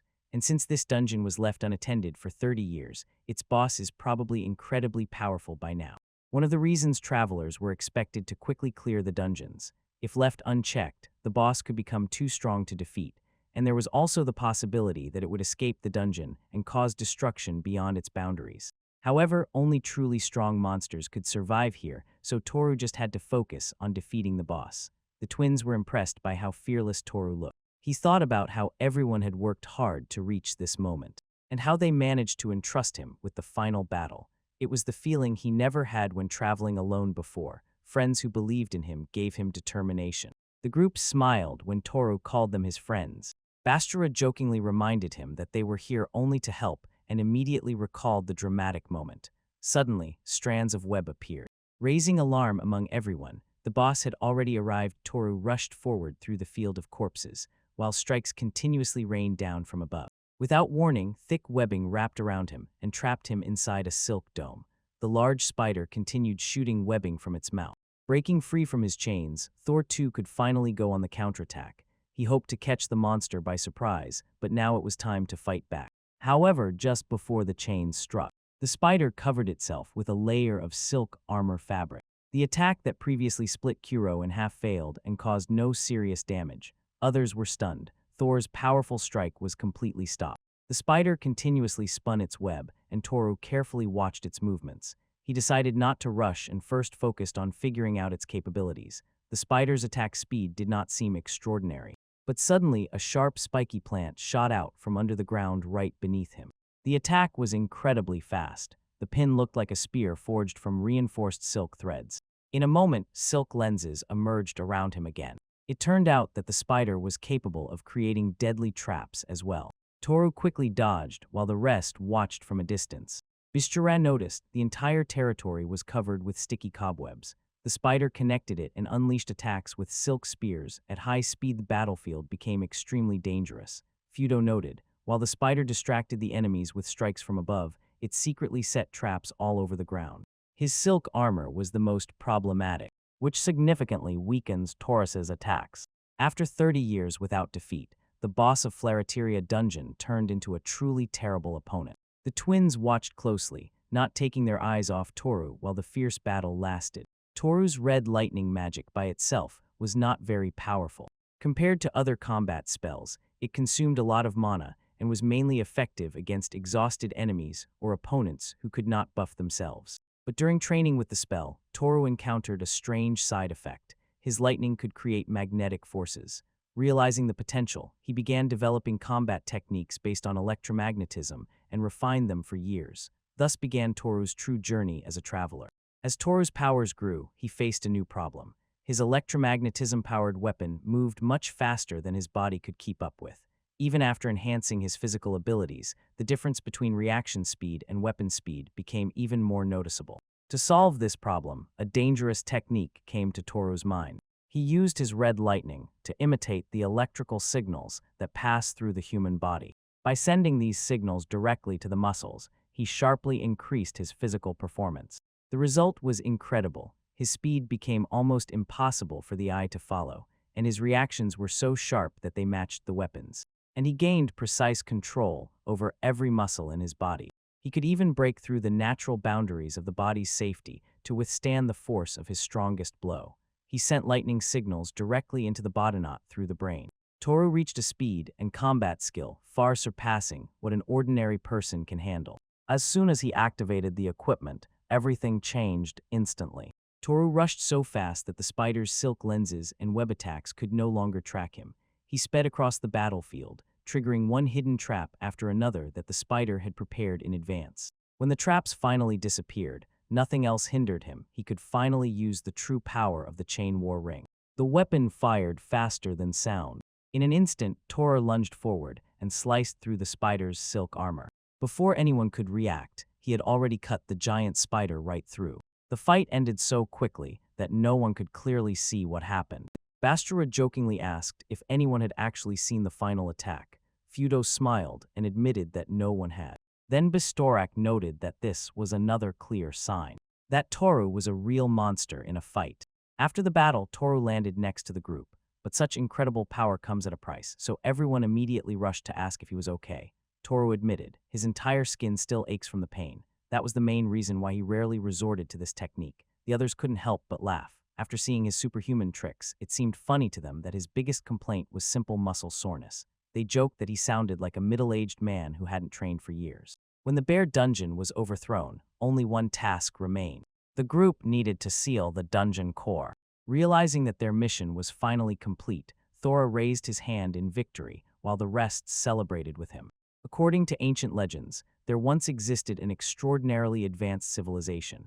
Its technologies were so impressive that they became the foundation of modern magical instruments and protective barrier sand. It sought even greater power. This civilization opened gates to other worlds to acquire resources. But over time, those gates spun out, got out of control, and began to appear randomly all over the world. Around each gate, distorted pockets of space formed continuously spawned beings from other dimensions. Over time, these places became known as dungeons, and the dungeon core serves as their central heart. When the group finally reached the core, the twins were amazed. The mystical object floated like mist, was fluffy and soft in appearance, yet remained completely elusive. Tori explained, its core is safe itself, but it is what spawns the monsters living in the dungeon.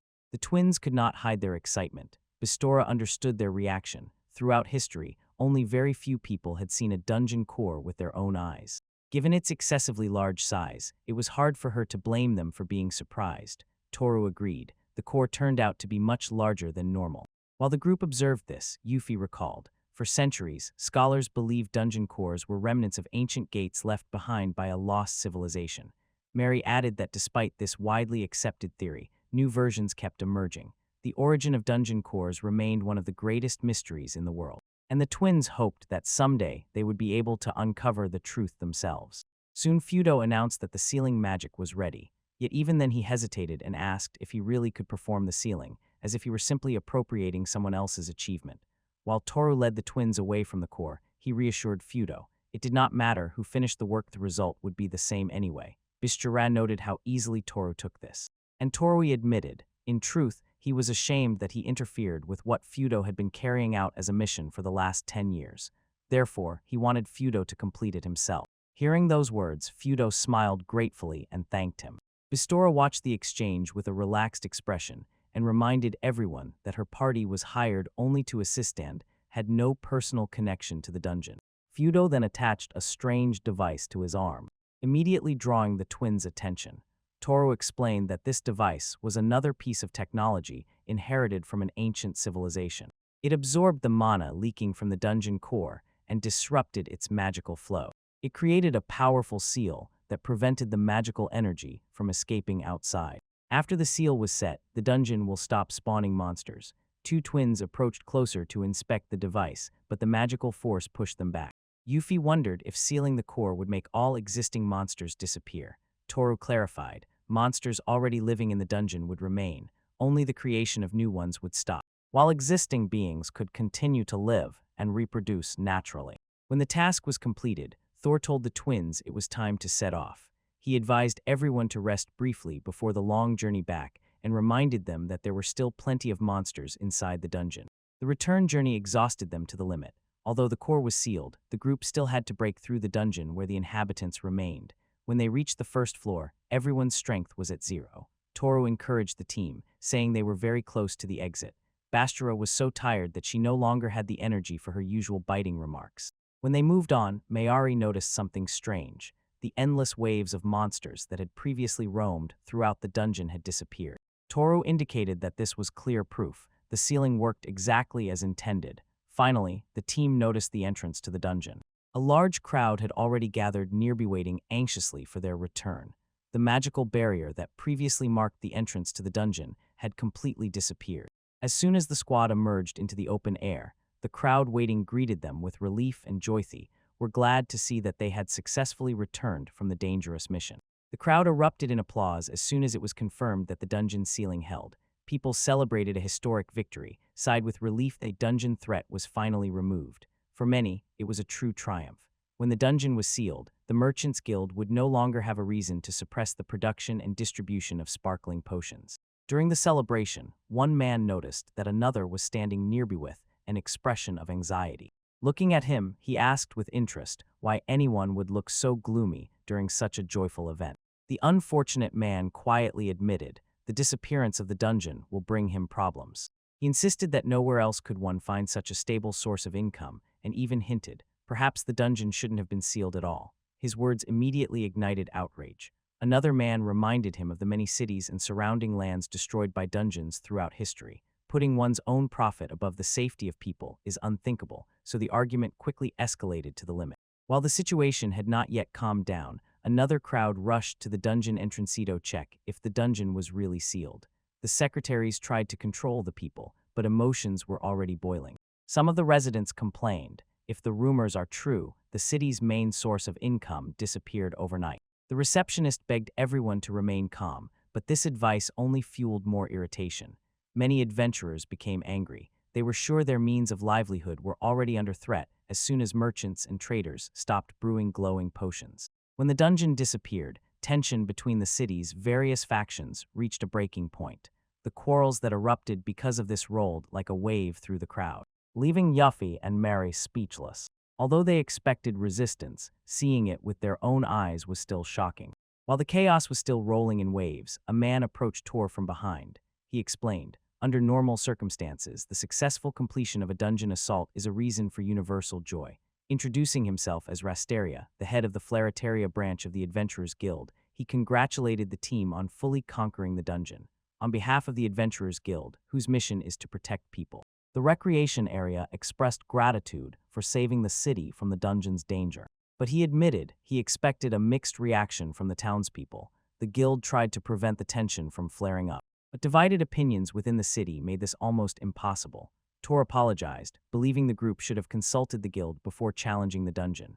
Rasteria quickly dismissed these objections. He explained that the guild must protect adventurers from political and economic disputes so they can do their job. If anyone should apologize, it is the guild for the situation having gone so far and become too complicated. He noted that the city is now split to the core. Negotiations with the Guild of Merchants and the City Council promise to be difficult, but the Guild of Adventurers will take on these talks.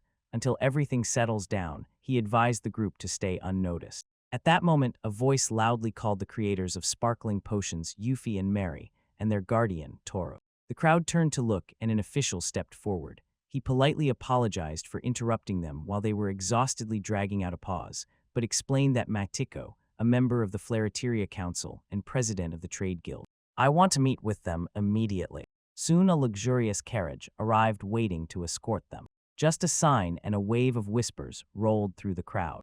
Everyone understood this meeting would have colossal consequences for the city's future. When countless eyes fixed their gaze on them, the recreation zone stepped forward, protecting them, and assured the group that the Adventurers Guild would support them in any situation. But the twins calmly declined his offer. Although the previous conflict caught them by surprise, they had already gathered their willpower and were ready to face whatever awaited ahead. Toru thanked Wisteria for his care and support. He explained that ultimately this is a matter the twins will have to resolve themselves. The meeting with Matiko will determine not only their future, but also the direction of the entire city's development. The story shifts back 30 years to the moment when Dungeon Core first appeared. The man stubbornly insists he is right. His convictions are unbreakable, there is no doubt, and nothing can ever change his mind. Then the narrative returns to the present time. It follows the twins and Toru as they head to meet Matiko. When Toru rides in a luxurious magical carriage, it occurs to him, what if the leather seats are made from monster hides? Even among expensive magical coaches, this one stands out as if it could only have been bought by the very rich and very powerful. Meanwhile, the twins enjoy the ride.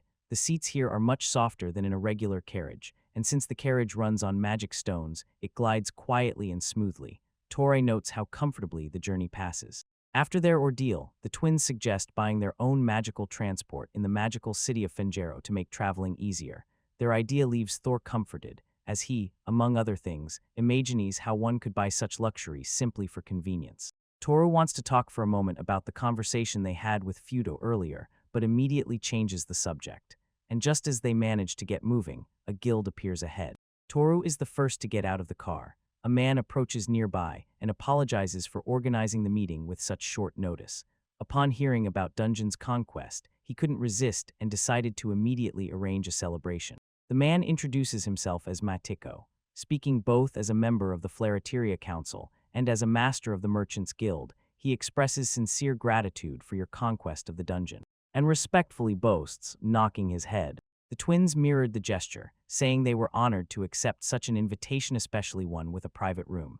Matiko explained. He had heard many stories about their achievements, but only recently realized that they were the ones who created the sparkling potions and those who conquered the dungeons. Meeting them again under such circumstances feels like a strange twist of fate, but Toru is not impressed by this. Sitting down, he brushed off Matiko's official thanks. He accused the guild leader of trying to destroy the business with the spark potion to protect the dungeon's profits, and he even pressured their business partners to sever ties with them. Matiko quickly denies the accusations. He says there were never any attempts to sabotage their business. According to him, the guild simply had to revise existing contracts due to inventory restrictions and the launch of a new product. He insists that they only consulted with the merchants, not pressured them. Toru perceives these explanations as nothing but a bunch of excuses before the quarrel can flare up. The twins step between them and urge Toru not to waste time fighting over this matter. With an irritated snort, he stops. Then the twins declare that they have had enough of official praises and formalities. Instead, they want to discuss the real reason for the meeting. Madoka sits opposite at the dining table and notes that they are extremely straightforward, although he, on the contrary, is pleased by their frankness. Without unnecessary words, Matiko announces that the Merchant Guild wants to buy the rights to the Overflow Elixir for 10 gold coins. The offer shocks Toru. He immediately jumps to his feet. He cannot believe it is such a meager amount. It would seem that of all people, Matiko should understand what profit the potion can bring. And for Toru, this revelation offer sounds insultingly low. Matiko calmly breaks down his reasoning. The dungeon has already been conquered along the way, and Flerateria is desperately seeking a new source of economic stability. The selected brilliant elixir has colossal potential, and by uniting the city's resources around it, they will be able to build a powerful industry capable of entering markets worldwide. He openly admits that these rights are worth much more than 10 gold coins. However, the city is already on the brink of collapse, and this offer is the maximum they can afford right now. It was hard for Toru to accept Matiko's words. The way he talks about sympathy and at the same time makes such an aggressive request seemed hypocritical. Even now, Matiko refused to back down. Lowering his head, Matiko begged them to accept the proposal as a way to save the city. The future of Flareteria depended on countless human lives, and he pleaded to consider the tens of thousands who would suffer if the city fell. Yet in his words lay an uncomfortable underlying thought, as if he were transferring the city's fate onto their shoulders. The attempt was to prove that refusing the offer would make them responsible for its downfall. For Thor, this no longer looked like negotiations, it resembled a threat. The twins felt the same, but something else gnawed at them even more. They asked Matiko to tell what exactly is truly gnawing at him. The question caught him by surprise. He asked confusedly what this meant. Anyone in their place would naturally worry about the future of their city, especially under these circumstances. But the twins did not believe it. They remembered Matiko, whom they had already met, a man who spoke passionately about trade and business. But the one sitting before them now was completely different. Pressure, insidious interference, and desperate behavior did not at all match the cheerful merchant they once knew.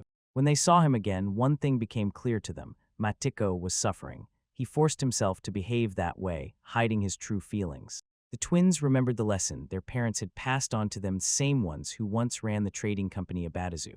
They were always told, the matter is really not about money or goods. It is about how people find and connect with other people. So the twins asked Matiko to tell them the truth. They even promised, if he was honest, they might accept his terms. Before discussing any deal, they needed to know exactly what hurt him and forced him to act against his own nature. After a long silence, Matiko let out a heavy sigh. Realizing that he could no longer hide the truth, he decided to tell them everything. Hoping that his story would help them understand his position, he poured himself a glass of wine and began to talk about the past.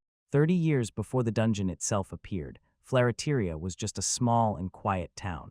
At that time, Matiko was a young and ambitious merchant who dreamed of making his hometown flourish through trade and logistics. He founded his own trading company and devoted himself entirely to its development. His greatest source of motivation was his beloved wife and their newborn son. The town where he first met his wife, built a family, and watched his child grow was everything to him. Then came the collapse, one day. Suddenly, a dungeon appeared in the neighboring mountains. Monsters poured out of it and attacked everything around. As fear spread, people abandoned their homes and fled one after another. But Matiko refused to leave. She could not abandon the place she loved. Instead, he gathered his workers and ordered them to stock up on everything that adventurers might need. He was sure travelers from all corners would soon gather to challenge the dungeon. If they could bring weapons, equipment, food, and other necessary items, they could support these travelers and increase the chances of defeating the dungeon. His workers were worried that the plan was too dangerous. Another monster invasion could happen at any moment. Staying behind would mean losing their lives, but Matiko held his ground. They were merchants, not warriors. They could not fight monsters themselves, but they could support those who fought. Adventurers needed supplies to give their all, and only merchants could provide them. Determined to save his hometown, Matiko asked his fellow traders to stand by him. To his relief, they agreed. The merchants began discussing plans for the future. They talked about building strong structures, providing travelers with safe housing, and opening dining establishments. Since the nearest city was several days away, adventurers needed a place to rest and recover. Others emphasized that if there were stops nearby, scouting and raids into the dungeon would become much more effective. Soon they were exchanging ideas about what exactly to purchase and how to prepare for the influx of adventurers. The joint work of the merchants once again filled Matiko with hope. His wife watched the lively discussion from afar and smiled warmly upon seeing it. Over the next decade, their efforts finally bore fruit. The dungeon attracted adventurers from across the region, trade flourished, and the Flareteria turned into a bustling, prosperous city. But in the end, history repeated itself. Another large-scale breakthrough from the dungeon finally overwhelmed Flareteria, and the city was once again devastated. Fortunately, the preparations made over the years prevented total destruction. That tragedy came at an incredibly high price. At that time, Matiko's son was only 10 years old. During the catastrophe, Matiko lost his beloved wife. This loss shook both him and the merchant community. After that, heated disputes broke out among the merchants. Some believed they had gone too far with their ambitions and suggested leaving the city before another tragedy occurred.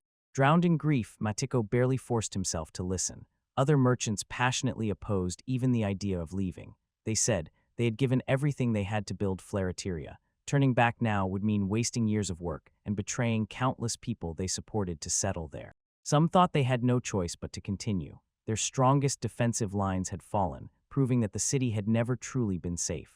Others disagreed. They argued that the outbreak actually demonstrated their success, no matter the scale of the disaster. They managed to bring it under control before it completely destroyed the city. That alone was enough to prove that their efforts worked. Several merchants pointed out that new materials and technologies were emerging. With further improvements, they believed they could build the best underground city stronger and safer than ever before. But not everyone shared this optimism. Some warned that another catastrophe could happen during construction, rendering all their efforts useless. The discussion continued, but many insisted that history shows such disasters are rare. The city had already made colossal progress, and to abandon it now would mean erasing everything they had achieved.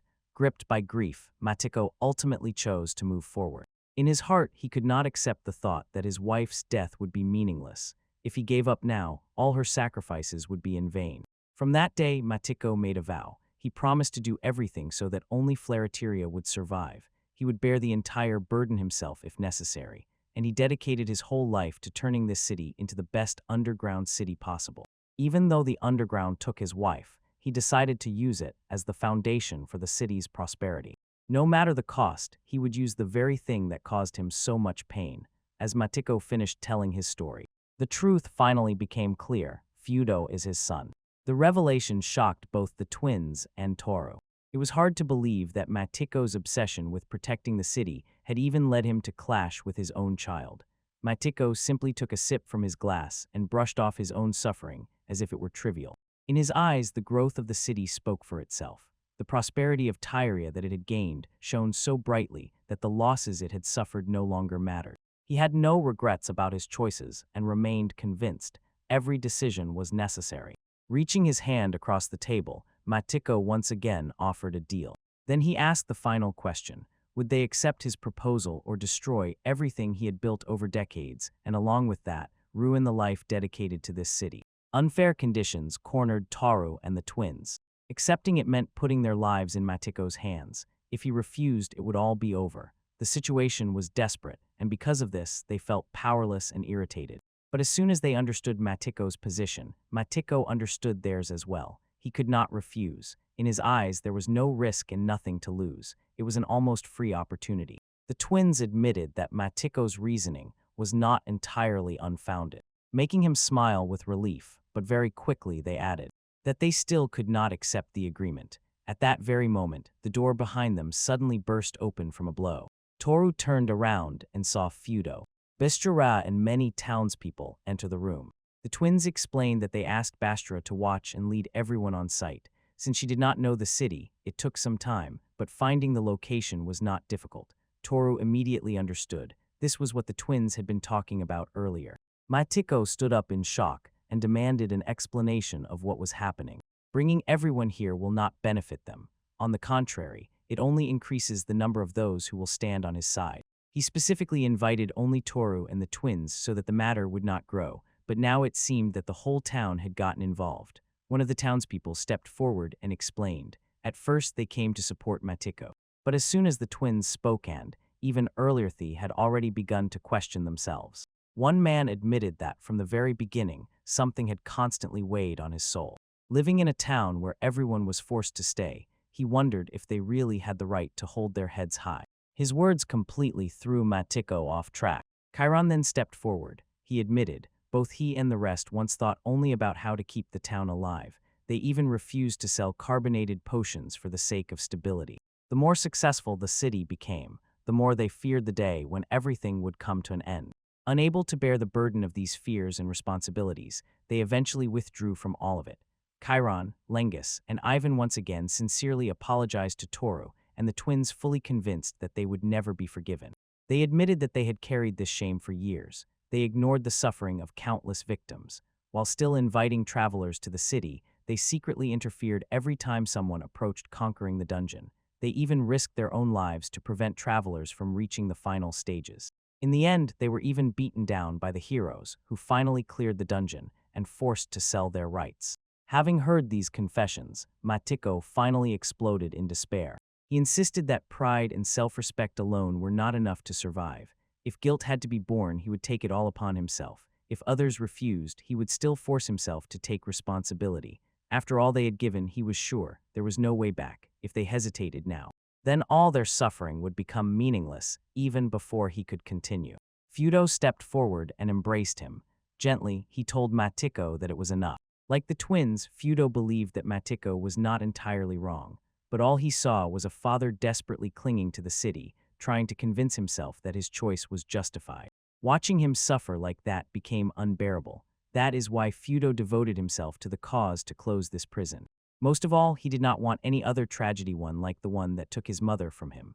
But as soon as he heard these words from his son, Matiko's protective barriers cracked, and tears flowed down his face uncontrollably. The dungeon that had crippled and shackled both the city and Matiko himself was already gone. Toru and the twins destroyed it. Fudo begged his father to no longer carry this burden alone. Choking with emotion, Matiko fell to his knees and cried. Toru quietly asked the twins if they had planned all this from the very beginning when they invited the townspeople. Mary quickly objected. The twins simply believed that only people from this town could truly save Matiko. Their goal was to bring out his true feelings, and the rest to leave to the judgment of everyone gathered there. From the very beginning, they promised to see this matter through to the end. Enchanted by their approach, Toru watched as the twins suddenly turned the conversation back to the deal. To everyone's surprise, they announced that they were ready to sell the rights to the sparkling elixir. Matiko froze, looking at them in complete disbelief. The twins explained. They had already decided to accept the deal, but only after listening to him and feeling that his intentions were sincere and convincing. Now, having seen the real Matiko and understood his feelings, they thought everything would be fine. Matiko wiped his tears. He sincerely thanked them for their kindness and understanding. Yet, despite all his gratitude, he ultimately stated that he could no longer bring the deal to completion. Confused, Toru immediately asked why. Matiko explained. The purchase of the rights to the sparkling elixir was always intended as a last resort. If those merchants, who nearly destroyed the market, eventually bought these rights, the adventurers would be filled with rage. Even though everyone present saw the agreement and understood it was made peacefully, the reputational damage to the merchants had already spread throughout the region. Once trust was lost, restoring relations with the Travelers Guild would become almost impossible. Without the guild's support, the city would be defenseless against constant attacks from monsters and magical beasts. Even if the dungeon was sealed, dangerous creatures still roamed the world beyond its borders. If the deal had been completed as originally planned, Matiko admitted they would have simply accepted the consequences as inevitable. But now, with circumstances changed, they had to find another way forward. Toru, concerned about the future of the town, asked what they should do now. Bistora raised her hand and voiced her thoughts. She believed that the town would hold out for some time, relying on its current economic foundation. Surprised, the twins asked her to explain. For a certain time, the region would experience activity as if an active dungeon were operating, and in some cases, the economic boom could become even stronger than before. Matiko froze at what he heard. He had been exploring dungeons for years and studying every available academic record, yet nothing like this had ever happened. Bistora explained the reason was simple. Successful dungeon conquests were extremely rare. Even if dungeons were conquered, no one had a reason to stay near such a dangerous place. Most people left immediately, so almost no one got to observe what happened next. And even among long-lived races, this knowledge was considered vague. Rumors circulated that an elf could recall only after centuries of experience. According to Bistora, only those who had conquered several dungeons themselves could know this. Those who could only be called monsters. Her gaze fell on Toru. The twins immediately turned to him as well and stared, not believing their own eyes. He was forced to explain why he kept such important information to himself. Toru could only lower his head and apologize. The truth was embarrassingly simple. He had simply forgotten about it. Bistora quickly stepped forward to calm everyone. She reminded them this phenomenon was temporary. As soon as the mana density returned to normal, the pressure from magical beasts would disappear. The town still needed to establish a stable economic foundation before this happened. Fortunately, Matiko already had an idea. He proposed to use the land where the dungeon once stood to tame magical beasts. While monster meat had already spread throughout the region, the supply was entirely dependent on adventurers hunting wild creatures. But if magical beasts were raised like livestock, the town could have a stable and reliable source of food and trade. The twins immediately grasped the full potential of the idea. When the dungeon was sealed and no new monsters appeared nearby, the plan finally became real. Of course, raising dangerous creatures would still require the help of experienced adventurers. This would provide jobs for those left unemployed after the dungeon's disappearance, and at the same time support a new industry in the town. Matiko admitted that this was not a new idea. He had been thinking about it for years. The concept remained an impractical theory. There was never enough time or opportunity to bring it to reality. Yet despite this, he quietly continued to prepare, hoping that someday the conditions would be right. The twins were impressed by how far ahead he had calculated everything. What was once just a dream on paper was finally turning into a real path to the town's future. Toru and Feudo breathed a sigh of relief. Everyone looked much more cheerful. The tension pressing on the room finally eased. The two twins and Matiko were now discussing the future together, while Feudo stood aside and through tears of joy watched his father smile again. Matiko shared another idea. For several years, he had been considering this alongside raising magical beasts, wanted to develop agriculture in the region. He asked the twins if they could grow ingredients specifically for producing sparkling wine and prepare dishes that would pair well with it. Although he knew this could never fully compensate for all the harm he had caused, he hoped this project would be a step toward making amends. He was also convinced that promoting sparkling wine would help spread awareness of the sparkling potion. They gave a chance to at least atone for the guilt toward travelers who suffered because of the town's actions. The twins listened carefully and then proposed an unexpected solution that left everyone speechless. They suggested giving the rights to the sparkling potion to the Adventurers Guild and selling the rights to the sparkling wine to the Merchants Guild. The room froze in shock. Then the twins explained their reasoning. They wanted the Merchants Guild to use its distribution network and business experience to help the Adventurers Guild promote and sell the sparkling elixir. At the same time, the growing popularity of sparkling wine would open opportunities to also advertise this elixir. Working together, both organizations could gain profit, and the spoiled relations between the two guilds could gradually be restored. The twins were certain. Restoring this connection was what everyone wanted, even Bishara. Not believing what he heard, Matiko asked himself if he was really the one to receive such generous terms. Both products had a chance to bring colossal profit. If he owned them himself, he would never sell the rights no matter what price was offered. But the twins gave them away so easily. Of course, the twins had one condition. They admitted that it might sound a bit selfish, but they demanded priority rights to purchase sparkling wine whenever it was produced. Everyone was stunned. After all, this was the only thing they asked in return for inventions capable of revolutionizing entire industries. People could not understand how the twins remained so indifferent to money and profit. But as soon as the key issues were finally resolved, the focus immediately shifted to contracts and papers that still needed to be completed. The twins pushed everyone to continue working together. Although the crisis was already overcome, this was an incredible opportunity to build a brighter future for the town. While discussions continued, Toru quietly asked the twins if they were really satisfied with such an agreement. Under such circumstances, they could demand almost any terms they wished, and most likely they would be satisfied. But the twins only smiled and assured him that everything was fine, and if they ever needed money, they could always start another business as soon as the next month came. Such indifferent reaction threw Toru off balance. He could hardly believe they were ready to give up a business of such scale so easily.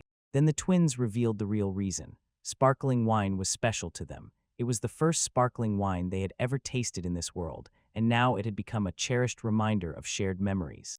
More than profit or ownership, they just wanted to be sure they could enjoy it again in the future. Having heard that explanatory answer, Tor finally understood everything. In the end, everyone left the meeting satisfied. The conflict that split the city had finally come to an end, and a new path forward was paved for merchants and adventurers. With a bittersweet smile, Matiko admitted defeat not only as a trader, but also as a person.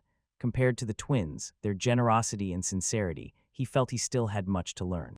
A few days later, after the dungeon with the flare zone was sealed, the loot had not yet cooled. The joy around it remained. When the contract for carbon potions and sparkling wine was finally successfully completed, Tor and his company decided it was time to celebrate the complete conquest of the dungeon. The group once again visited the famous town with hot springs. Their Bastura relaxed with relief in the thick steam, convinced that nothing compared to the comfort of a good hot bath. The twins once again took the moment to express their gratitude. They acknowledged that without Bishara's help, they could have gotten into serious trouble. But Bishara responded with the same politeness. In her eyes, the twins deserved no less recognition for resolving the tangled issues of rights and ownership, which were not even within her area of expertise. And regarding the dungeon itself, she believed the main achievement belonged to Red Lightning. He had almost entirely conquered it on his own. Somewhere nearby, Tor and the rest of the best, or as party, were already enjoying the fruits of their victory. They were not only generously paid. Prosperous group also treated everyone to free drinks. Moreover, they were given VIP access to the upcoming festive banquet, luxurious dishes, and as much food as one desired. The rewards for victory turned out to be extraordinarily generous, yet despite the festive mood, the twins were a little disappointed that Feudo was not nearby to celebrate with them. Bistora understood his absence. Flareteria was now on the brink of a major political change, and Feudo politely declined their invitation because he wanted to stay close to his father at such an important time.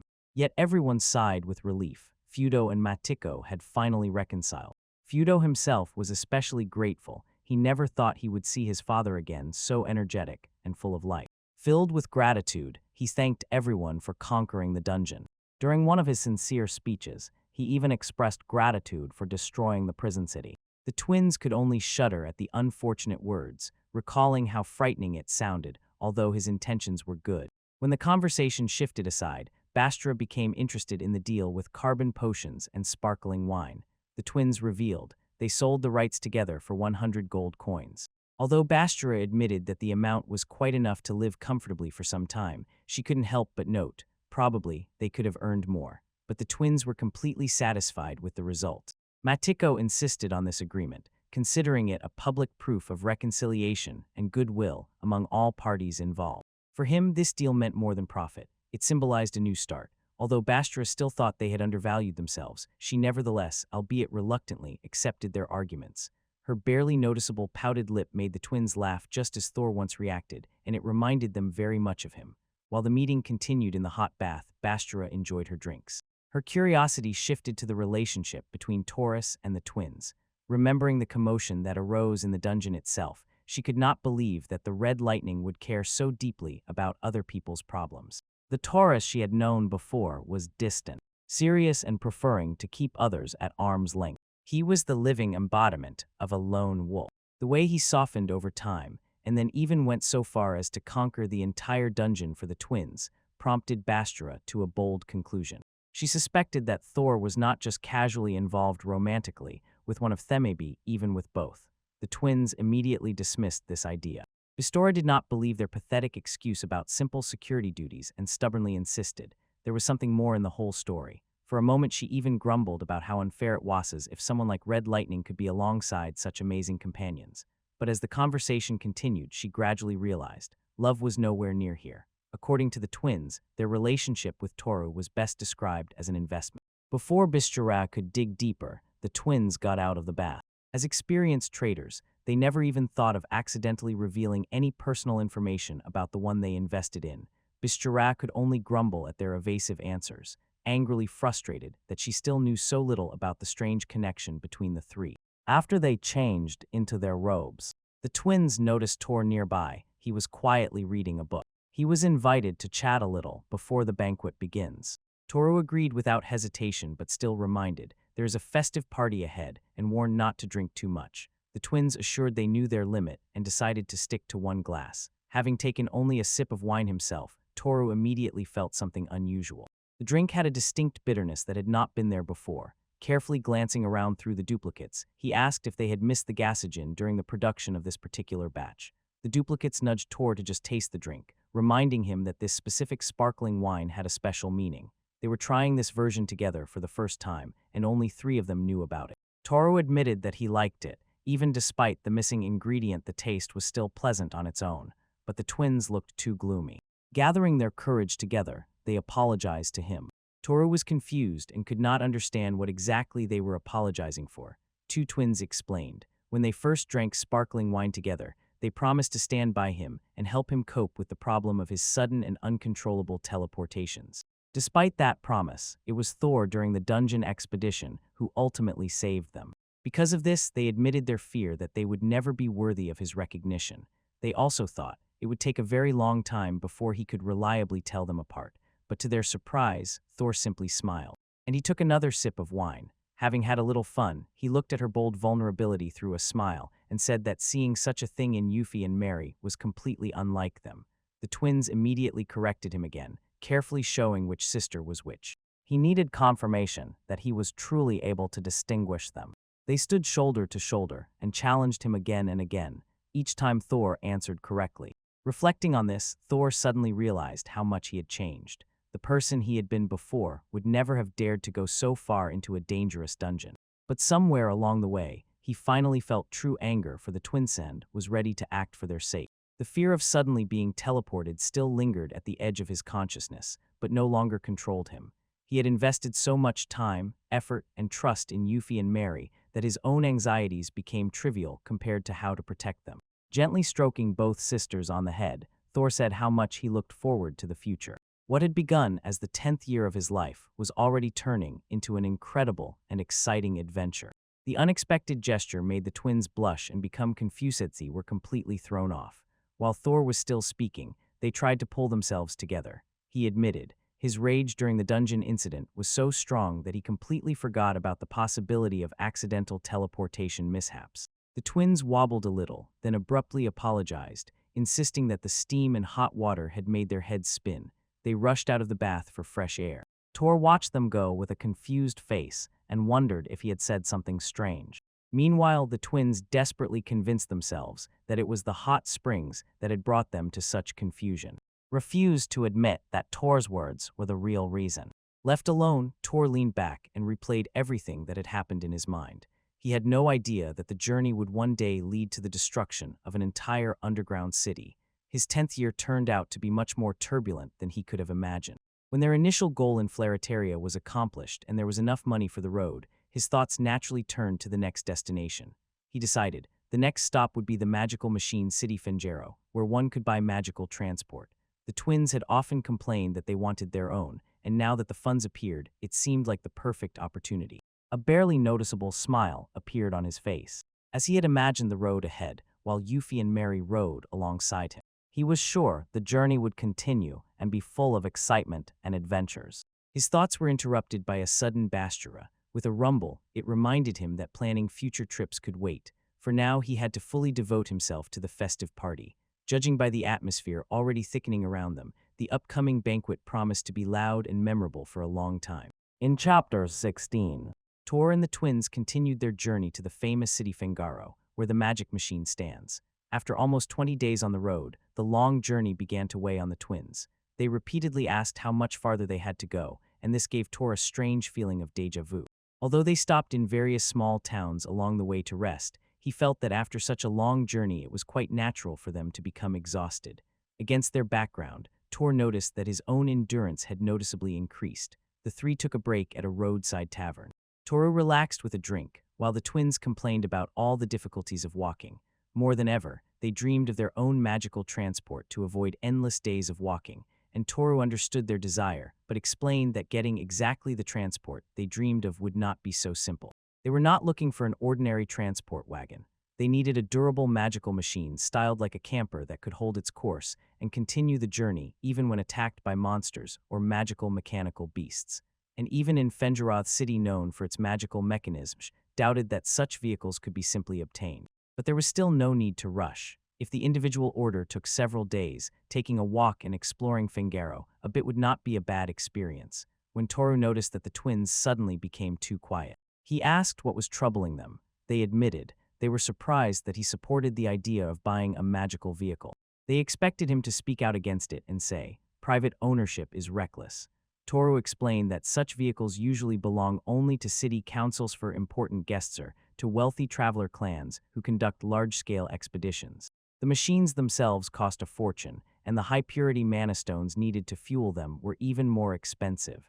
Yet despite this, the twins could not hide their excitement. The idea of free travels in a cozy camper seemed like a dream come true, and when they listened to Thor talking in practical details about expenses and responsibility, he almost became like an old man to them.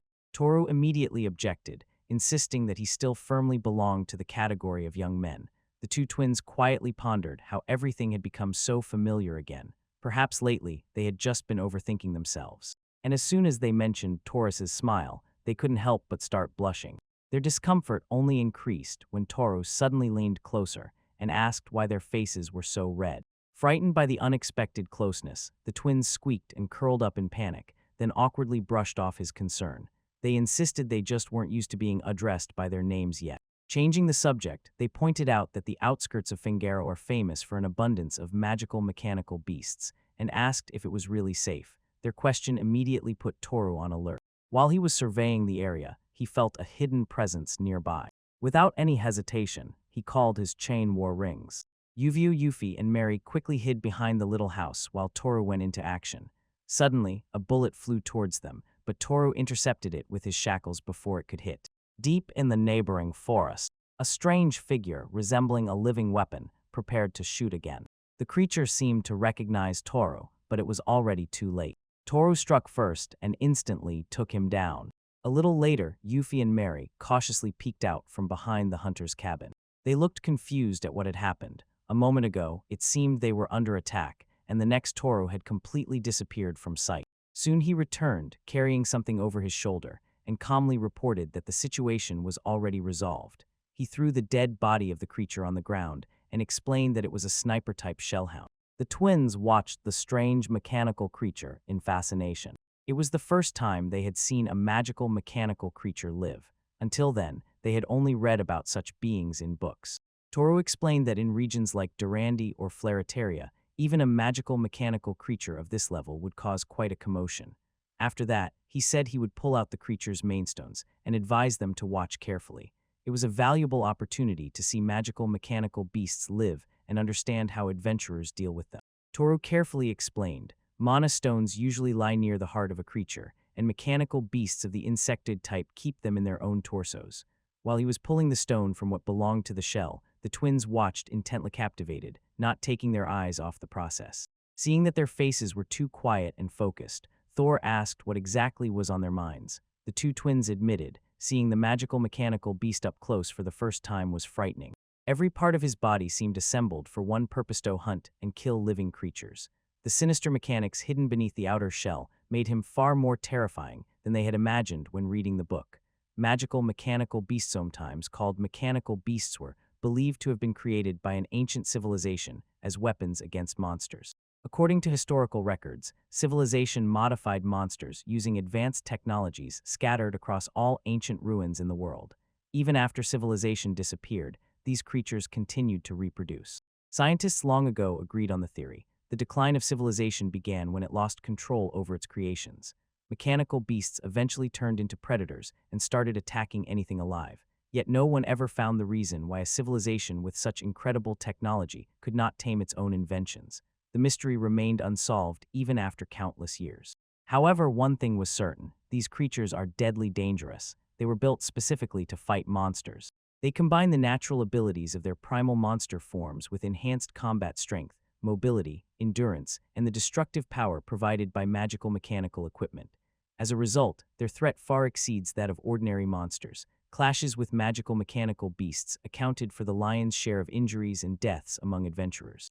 Looking at the fallen shellhound, the twins realized how terrible such creatures could be. They even thought that if they had several units of the same type, they might be able to challenge the dungeon boss they had faced before. But considering how Toru crushed that boss effortlessly, the comparison only emphasized how truly exceptional he was. Toru decided not to comment on their observation.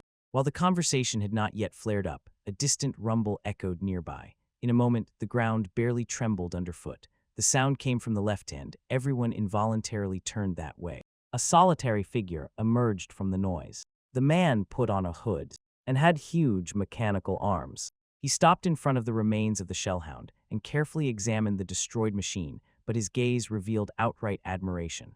A wonder overcame the twins when they saw this. Mary couldn't help but look at the massive mechanical limbs and wondered, did this man defeat the beast thanks to those incredible arms? As soon as the stranger raised his eyes, recognition immediately appeared on his face. He clearly recognized Toru, but Toru himself seemed unable to recall who he was. The man chuckled and pulled off the hood, saying that 8 years had already passed. He introduced himself as Ra. The name immediately triggered a memory. Rock registered as an adventurer on the same day and in the same guild branch as Toru. They even trained together. Although Toru remembered this name, he could hardly believe that the person before him was the same as before.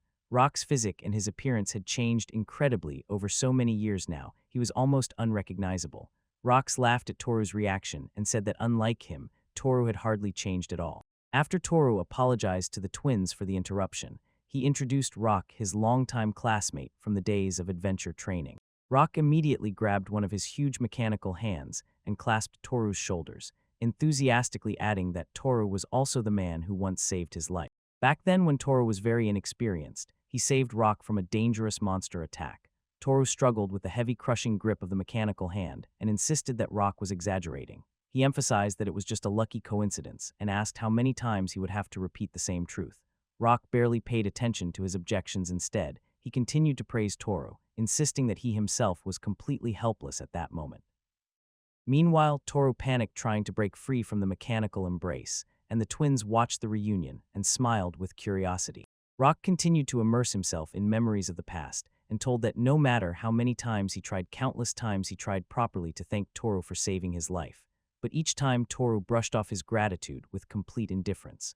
Rock didn't even manage to realize how Toru had already left the city, and for years he hadn't heard any news about him. That's why Rock was so shocked when rumors began to spread about a powerful traveler named Red Thunder. The fact that Toru had risen in the rankings as a solo adventurer made a strong impression on him. Meanwhile, the twins listened quietly. Rock suddenly shifted his gaze to them. He leaned in, carefully examined the two up close, and wondered what story lay behind the incredibly innate twins traveling together with Toru. Judging by their appearance, he guessed, they might just be people Toru hired to accompany him. Toru immediately corrected this thought and introduced Yuffie and Mary as his companions. The two twins politely introduced themselves and bowed as a greeting. Rock froze, looking at Toru, not believing his own eyes. According to the rumors he had heard for years, Toru was still supposed to be a lone wolf, one who preferred to travel alone. The idea that he now had companions seemed almost unbelievable. Toru sharply ordered him to stop talking nonsense. Meanwhile, the twins could not hide their joy. Being called companions meant much more to them than Rock could imagine. Once Toru would have simply called them people under his protection or escort targets, but now, despite everything, he openly acknowledged them as companions walking beside him. This small change filled them with quiet joy. Although Toru noticed the sudden improvement in their mood, he did not comment. Instead, the conversation shifted to their final destination. Since they were already near Fingaro, Rock assumed they had business in the city. He enthusiastically offered to escort them and show the place. To prove that he was really from the city, Rock pointed to the badge on his shoulder. It confirmed that he was an elite traveler working directly for Fingaro. Soon they reached the huge entrance to the city. Towering walls surrounded Fingaro, and in front of them stood a giant gate. Looking at this behemoth, the twins wondered how hard it must be for the guards to open and close it every day. Suddenly he burst out laughing at that comment and jokingly asked who they thought they were dealing with. After that, he pressed a small button. A barely audible mechanical hum, and the huge gates began to move by themselves. The heavy doors smoothly and automatically slid apart, opening the city behind them. When the gates fully opened, Rock spread his mechanical arms and proudly greeted them. Before them towered the most technologically advanced city in the world, Magic Machine, City of Fingaro. In Section 17, the city was overflowing with mechanisms. Machines drove through the streets, windmills spun endlessly, clocks adorned the buildings, and even robots scurried around, performing various tasks. Yuffie stared in awe at the incredible number of advanced magical machines working non-stop. Wherever she looked, devices capable of reproducing things long gone stood everywhere. Maria felt this city seemed to have advanced several centuries ahead compared to the rest of the world. Rock explained, the technological prosperity of Fingaro largely relied on the huge number of magical creatures surrounding the region. Abundant materials, mechanical components, and magical stones used as power sources allowed magical engineering to flourish. But this advantage simultaneously caused a big problem. Magical beasts in great numbers blocked the way for further expansion of production capacities. Without this barrier, the whole world could have reached an even higher level of development.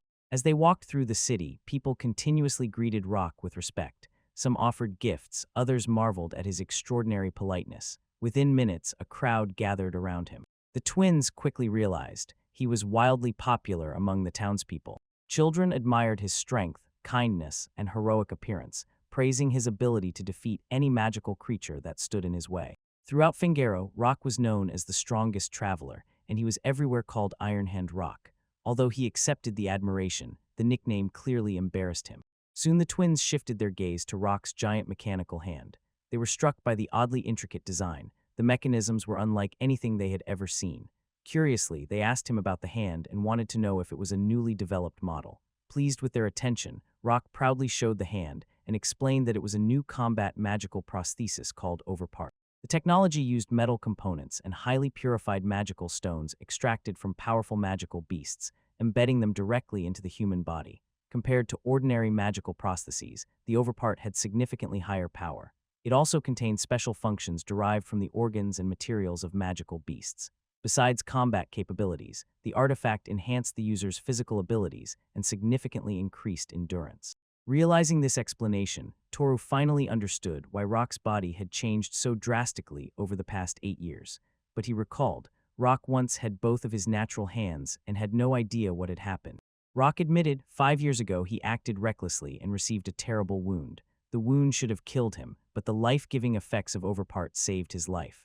At that time, this technology was still experimental, but it had already proven its effectiveness and he fully recovered. Rock then promised, as soon as they finished the reports on the magical beasts they defeated on the road, he would personally lead them to the magical vehicle dealership they were searching for. Soon the team reached the showroom, where they were greeted by a salesman, and presented a whole range of magical vehicles. While they were inspecting the exhibition hall, they listened carefully to the explanations about each model and tried out several options. Eventually, they managed to narrow down the choice to several promising candidates. And for Toru, however, every car looked incredibly expensive.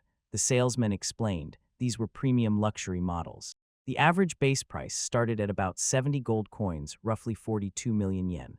Additional customization options required another 10-15 gold coins, that is an additional 69 million yen. And owners who used their transport daily had to replace the entire engine every 12 years. Maintenance cost about 10 gold coins. The twins were surprised by this information and did not understand why the entire engine had to be replaced, not just the exhausted magical stone. The salesman explained, magical stones can indeed be replaced, but the engine itself is capable of absorbing anti-magic contamination and also undergoes other forms of wear. Hearing that the twins already understood the matter, he immediately guessed they were travelers. Their knowledge and experience impressed him. The twins recalled how Tor explained a similar idea during the process of learning spells. When magical power continuously flows into an object, the user's mana gradually adapts to it. Over time, the object itself begins to produce anti-magic properties that naturally repel other forms of magic. Since anti-magic is created simply through repeated passage of magical energy, the engine over time accumulates so much of it that it begins to interfere with its own operation. Therefore, even if the exhausted magical stone is replaced with a new one, fresh magical energy can no longer pass normally through the engine.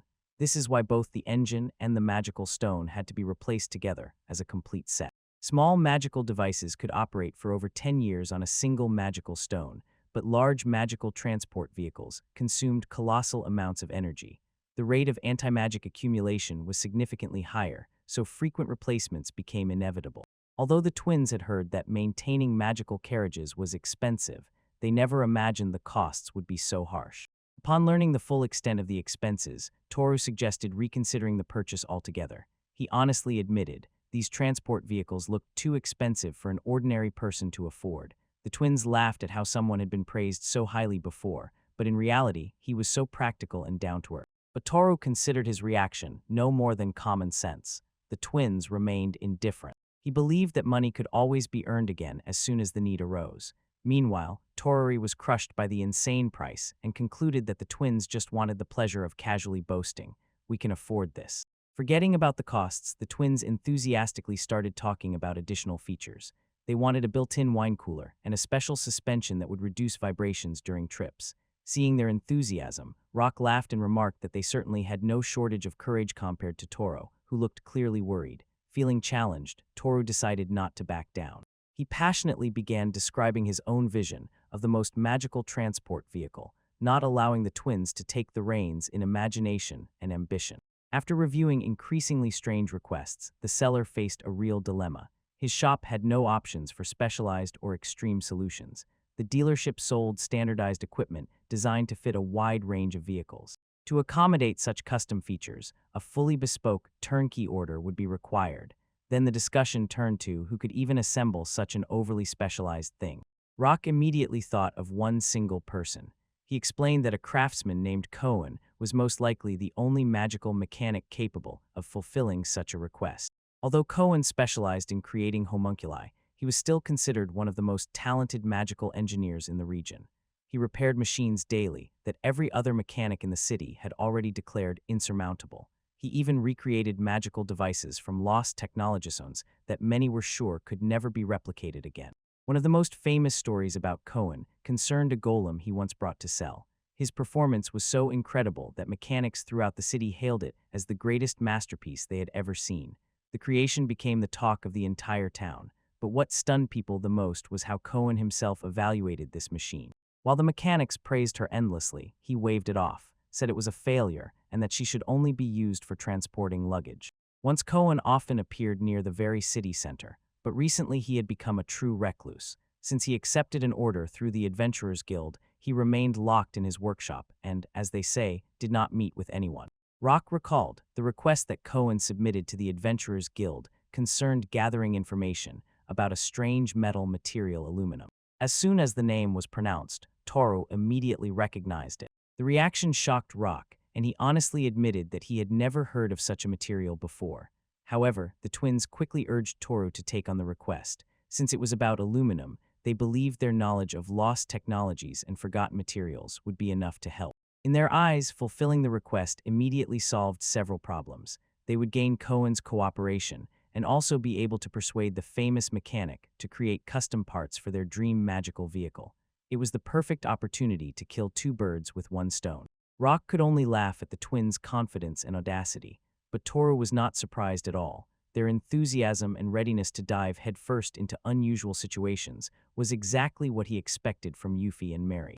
Eventually, the group reached Cohen's workshop. It is located far from the city center, on the outskirts of Fangaro. The isolated location immediately emphasized the rumors that Cohen preferred to keep to himself and avoid contact with others. On the way, Toru explained, Rock stayed at the Adventurers Guild to resolve a few matters. And now, standing in front of the workshop where there were only the three of them, Toru began to doubt whether they could handle everything on their own, because Cohen was known to be hard to approach. But the twins remained completely calm. Negotiations had always been one of their strong points, and they were confident they could handle everything that awaited them inside. Yet Toru had doubts. The request about aluminum was initially written in English, a language that no one in the region could understand. Just to decipher the text, a professional translator was needed, and that was enough to hint Cohen was little interested in talking to those who lacked specialized knowledge. Toru wondered if meaningful negotiations were even possible. Approaching the entrance, he imagined Cohen a huge, muscular mechanic, covered with mechanical enhancements and machines. The twins confidently stated that no one could match them in matters of lost things and forgotten technologies. They only needed to knock on the front door. The door suddenly burst open with a bang and swung wide. A large object suddenly flew towards them without any warning. Toru reacted instantly. He grabbed the twins and pulled them aside just before they were hit. The unexpected protection confused them. Yuffie and Mary blushed with embarrassment. Toru immediately checked if they were okay, and as soon as the shock subsided, they assured him they were unharmed while trying to understand what was about to strike them. Before their eyes appeared a gigantic figure. The twins froze and looked up, unable to believe their own sight. Could it really be Cohen? They expected someone big, but nothing could have prepared them for the scale of what stood before them. Their amazement only deepened once it became clear. The gigantic figure was not a human, but a real golem.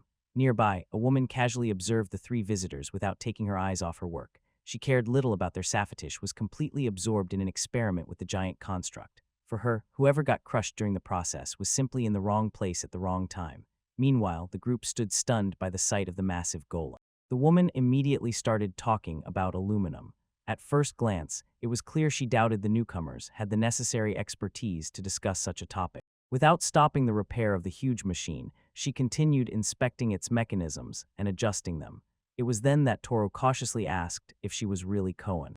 The woman descended from the golem, took off her glasses, and approached them directly. Her face showed that the question seemed almost offensive to her. Before allowing the conversation to continue, she redirected everything back to aluminum. This material, and only it, clearly interested her. Anyone who came not specifically for this topic was not worth her time.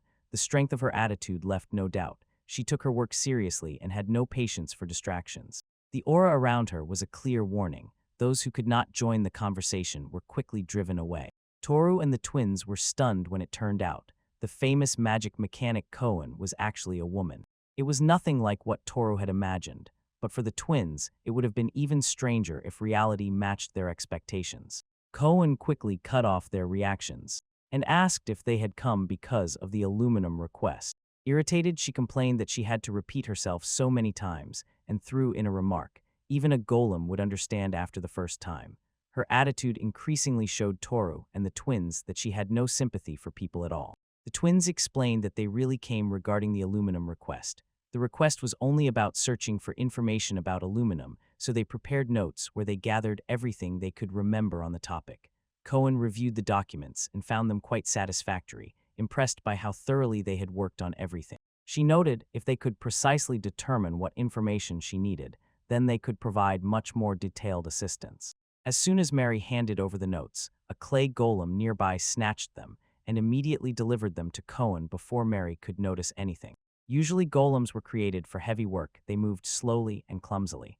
The one seen around the city perfectly matched this description, but this very golem moved with amazing precision and smoothness, surpassing the abilities of many ordinary adventurers. The craft required to assemble such a high-performance golem was incredible. When Cohen reviewed the notes, he thought, finally, truly useful people have appeared. She embodied the fame of the most brilliant genius of Fingaro, a city considered the most technologically advanced in the world.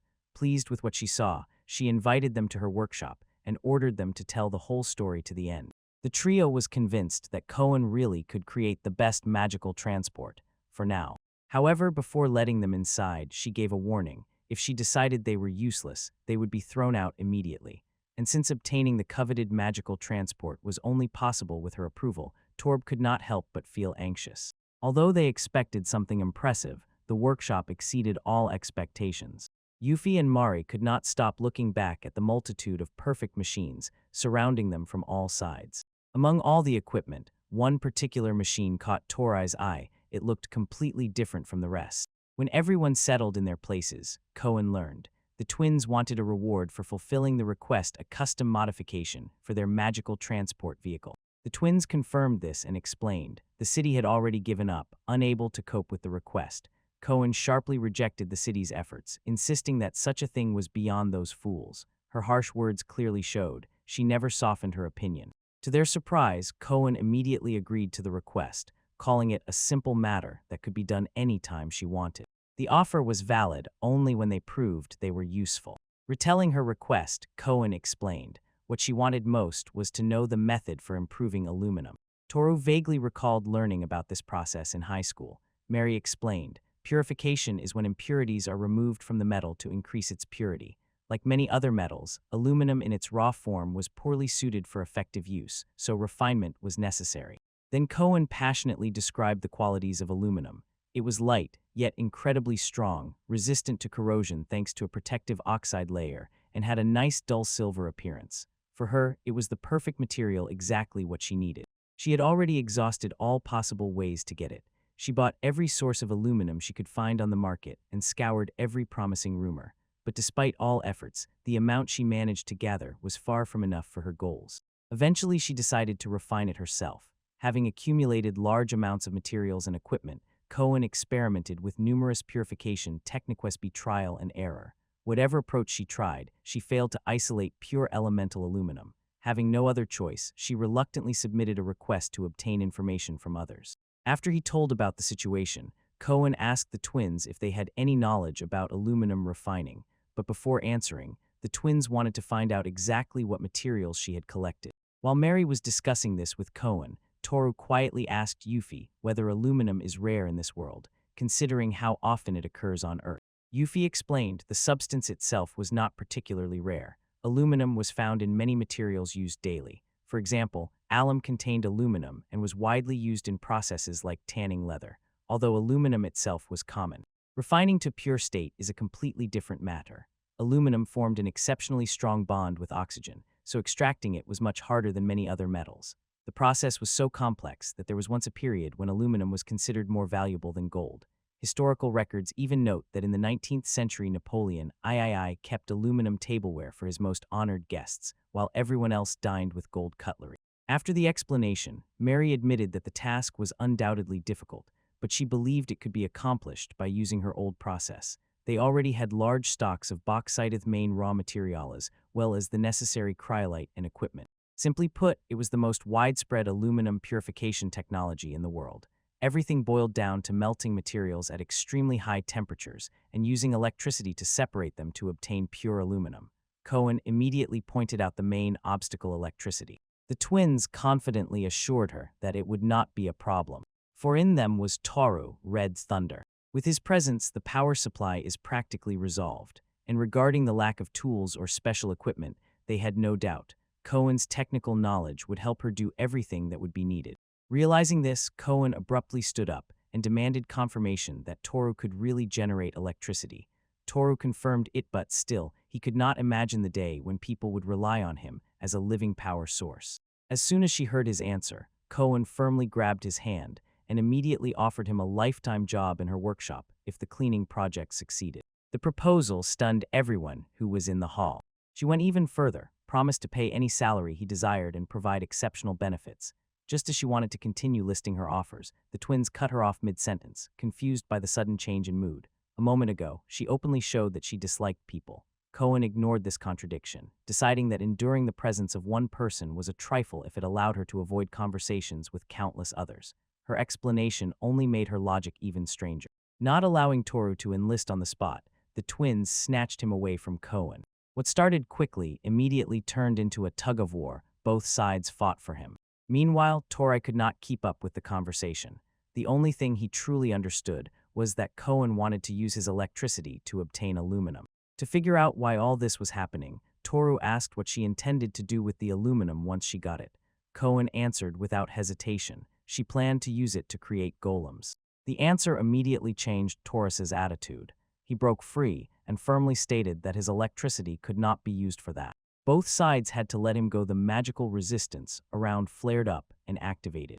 Then Cohen explained the problem. When the purification process relied on Toru's magical electricity, the resulting material would inherit traces of his magical power, and magic naturally resists any external magical influence. Since golems were powered by magical stones, the residual magic in the aluminum would conflict with the magic provided by those stones.